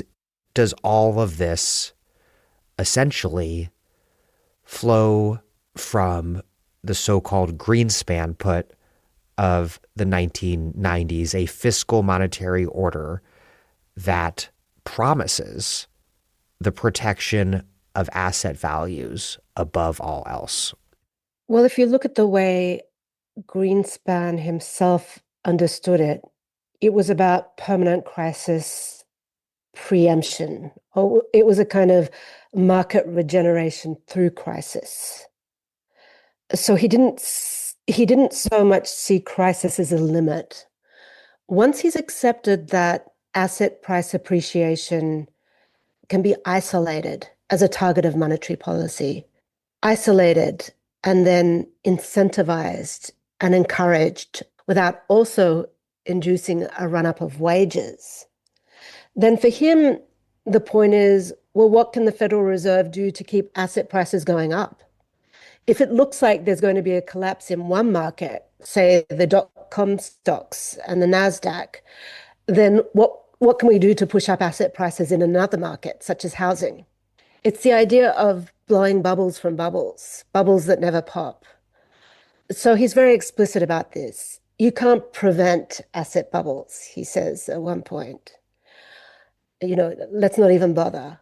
You can make sure that they're resolved in a way that doesn't harm asset holders as a class. So you can make something new out of it. You can generate a new run-up in asset prices.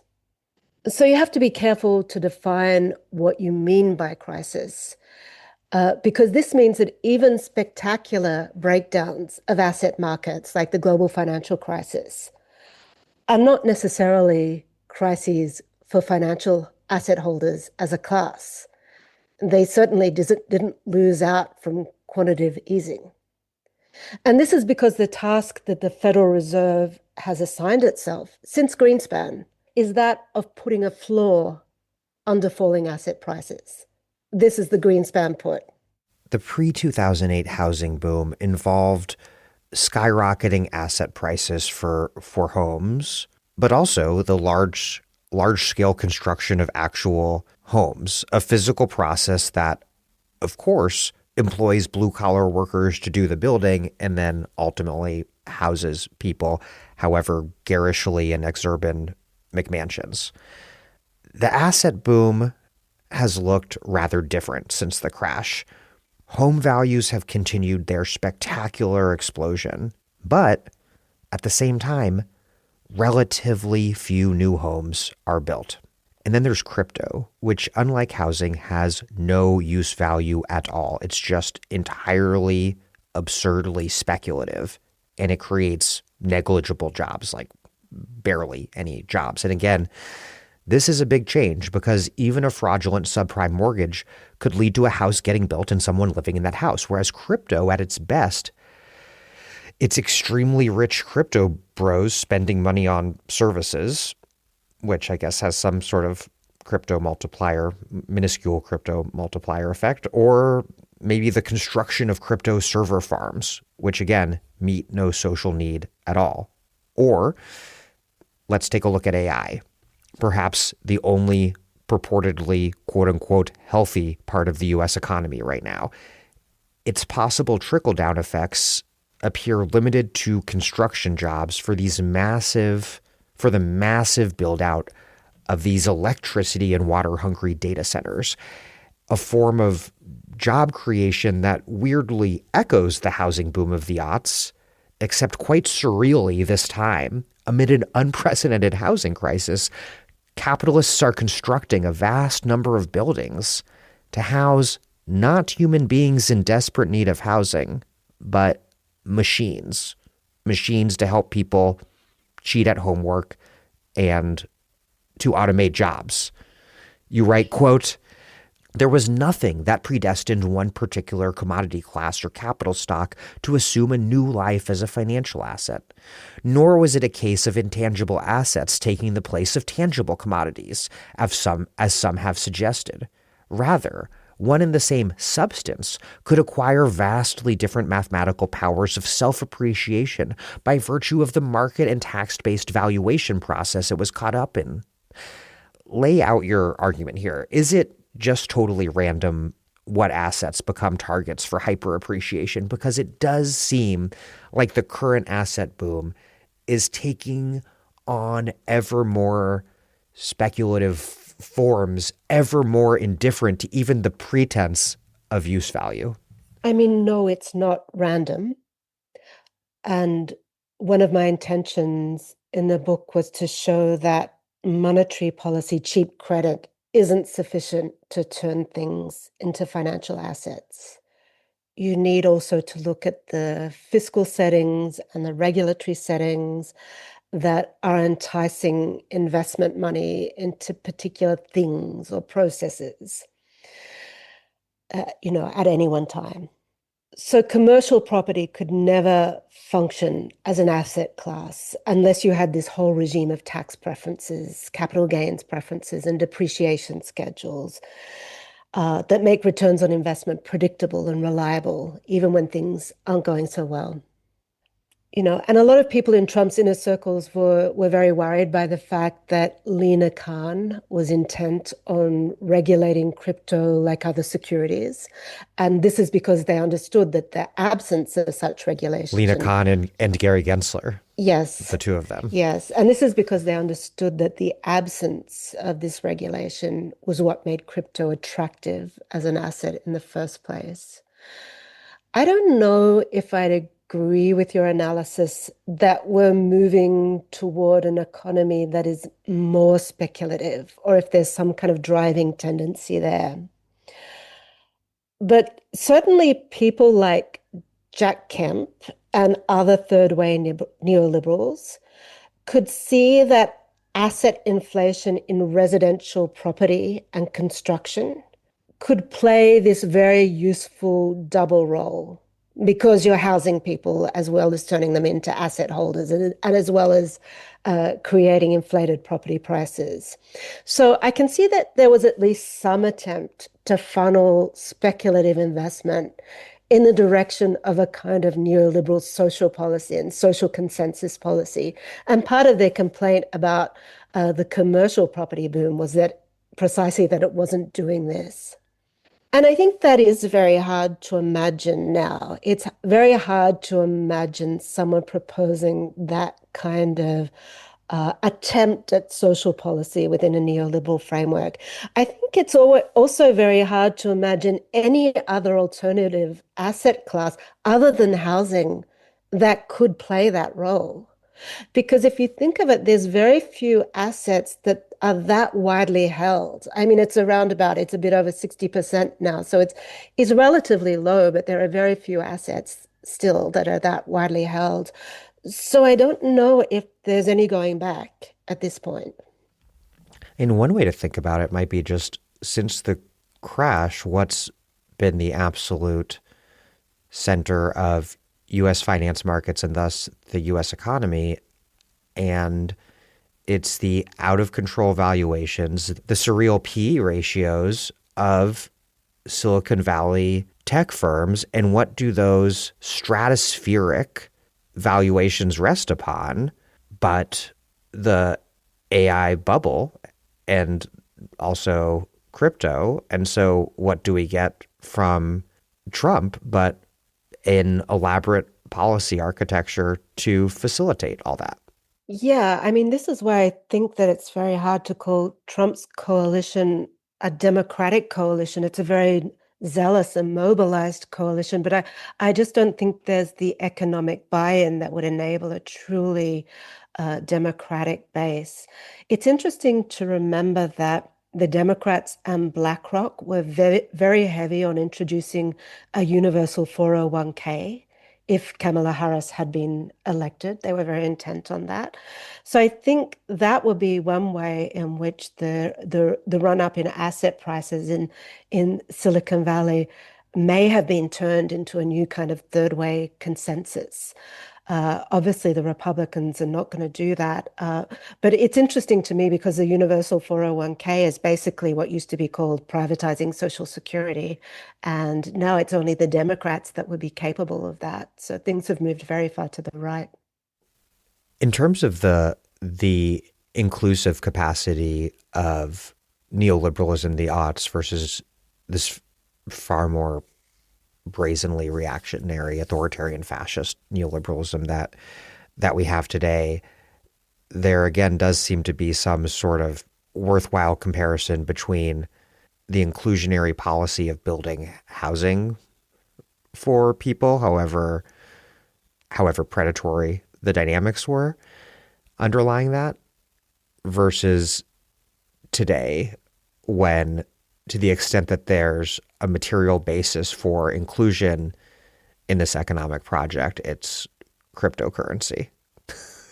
It's insane. I mean, I don't think I have any more to add to that. I mean, I think the stuff about it, they're really including people in their own personal fortunes, which basically means that these people are going to be their buffers when things go south. You write, quote, "If there is any virtue in this regime, it lies in the fact that the powers of public finance to create wealth and socialize risk are visible as never before, even as they are deployed in the most unequal of ways. We know that fiscal and monetary extravagance is technically possible. We have yet to fully embrace this knowledge as the starting point for a more expansive vision of revolutionary change."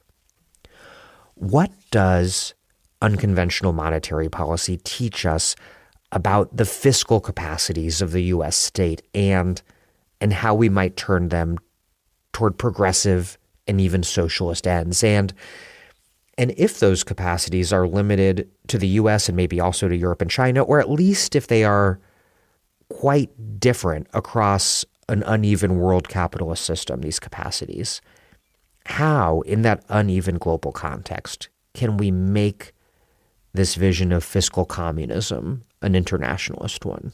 Well, any country that has a central bank can, in principle, resort to debt monetization. Whether it has the political freedom to do so is another thing. I would say no state currently has the political freedom, much less the will, to implement debt monetization on behalf of workers and the poor, what some people refer to as QE for the people. And this includes the United States. You only have to look at how and why the US solidified a new form of dollar hegemony in the 1980s to understand that. The whole catalyst for the Volcker shock was that international and domestic bond investors were unwilling to buy US Treasury bonds as long as Carter was threatening fiscal expansion. So this is my response to a common critique of MMT, modern monetary theory.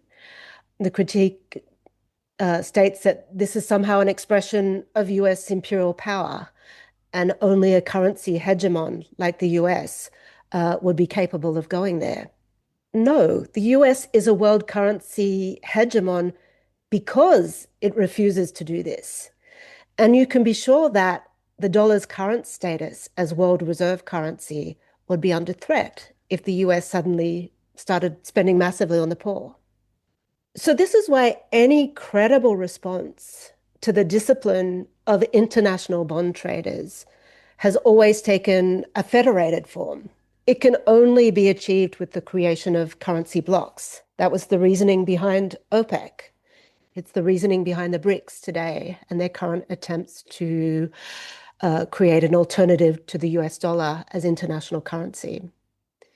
It was also the reasoning behind Carter's overtures to Japan and Germany in 1978, I think, or 1977, when he wanted to pursue an expansionary fiscal policy in his first year in government. So obviously, we're very far from a leftist internationalism right now. But I don't think it should stop us from imagining what kinds of strategies might be possible, I think. It's notable how much public policy of the last half century, as we've been discussing, how it's really revolved around the suppression of wages, even, and we haven't really touched on this, even in the face of tremendous leaps in productivity. And it's really that contradiction that drove some of the largest, most revolutionary worker struggles of the 1970s in the developed world. And then in more recent history, you cite the wildcat strike at the University of California, Santa Cruz, a strike demanding that wage increases be indexed to the cost of housing, writing that, quote, "By articulating what is at present impossible, that wages be indexed to asset price inflation, such actions threaten the basic hierarchy between capital and wage income and strike at the heart of our contemporary capitalist regime." How can struggles like this over wealth redistribution challenge the subordination of wages to assets? And then how might that take on a wider and deeper political resonance given the operation of contemporary capitalism that we've been discussing for many hours? Yeah, so the simplest in scare quotes way of deflating assets is to inflate wages. And there can be no anti-capitalist strategy today that isn't seeking to affect the relationship between capital income and labor income. Jay Powell knows this. This is why he got so upset about the price of haircuts and greedy hairdressers and waitresses at the end of COVID. It's as if the political right is in this state of permanent preemptive hysteria over wages, while the left still has this very romantic view about money and is not articulating very clearly the need to inflate wages. Of course, the wage isn't just one thing, and it doesn't make sense to just be pushing up wages but alone if you're not also making progress with the social wage. So high wages mean nothing if you're spending most of it on rent. So that's why I'm really interested in all the activity that's happening with tenants' unions and renters' strikes. It's why issues like student debt and medical debt are all part of the picture and are incredibly important. And it's possible that breakthroughs will be made there before they're made in the realm of labor politics. I see it all as part of a continuum, but I certainly don't think that wage politics is something that the left can abandon. In an essay that you published in Phenomenal World, you argue that macroeconomic policy should not be conceived as an exclusively technocratic or legislative domain. It's not just about the Fed. You write, rather, quote, "The decade-long upsurge in public sector militancy is one instance of a labor struggle that directly touches the levers of public finance, and therefore represents a crucial site of fiscal intervention."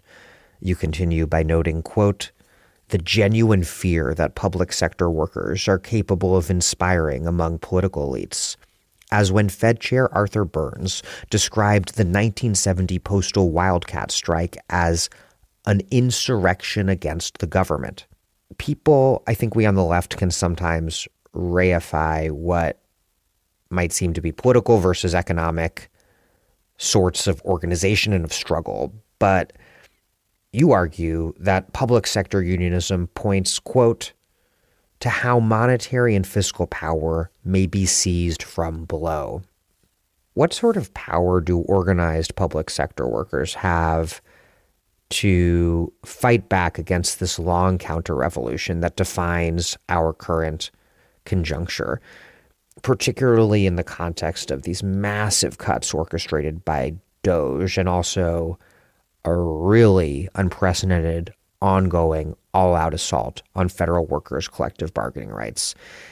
And how might this scramble how we think about what organizing for political power in the United States looks like in the months and years ahead? And one last thought, which is, it's not just about public sector workers narrowly conceived, perhaps. It's also about unionized healthcare workers in the private sector who work for institutions that are overwhelmingly dependent upon public funding. Public funding like the streams of Medicaid funds that the Trump administration and congressional Republicans just gutted.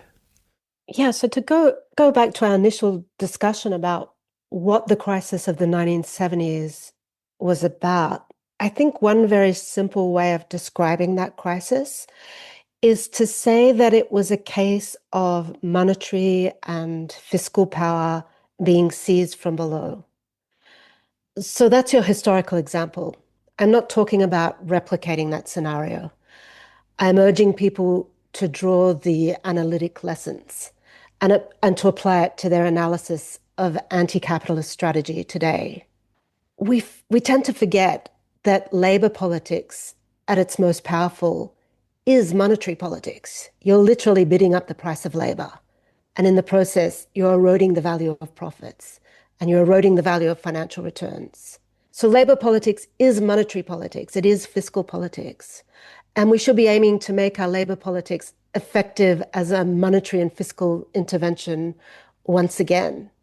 I don't have any particular preference for the public sector workforce or public sector unionism.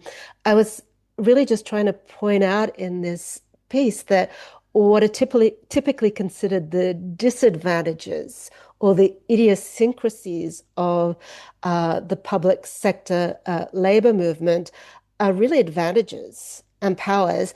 And really, as you suggest, every workforce can be considered in some more or less mediated form, dependent on state spending and state monetary intervention. That's my whole analysis of tax expenditures. And you see it in the most supposedly private and independent of workplaces too.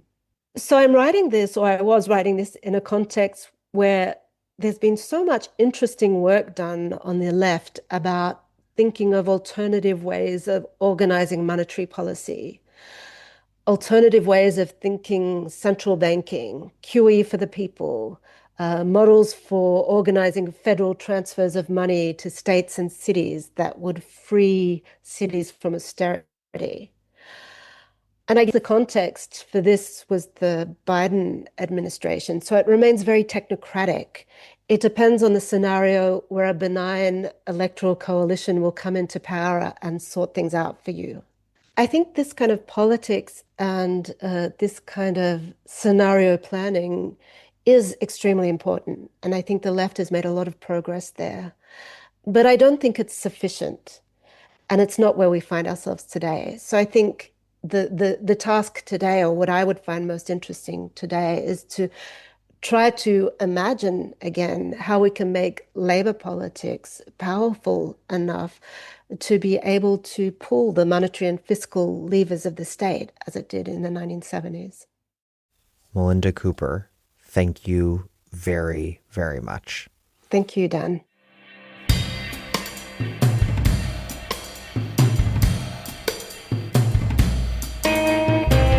Melinda Cooper is a sociologist based at the Australian National University.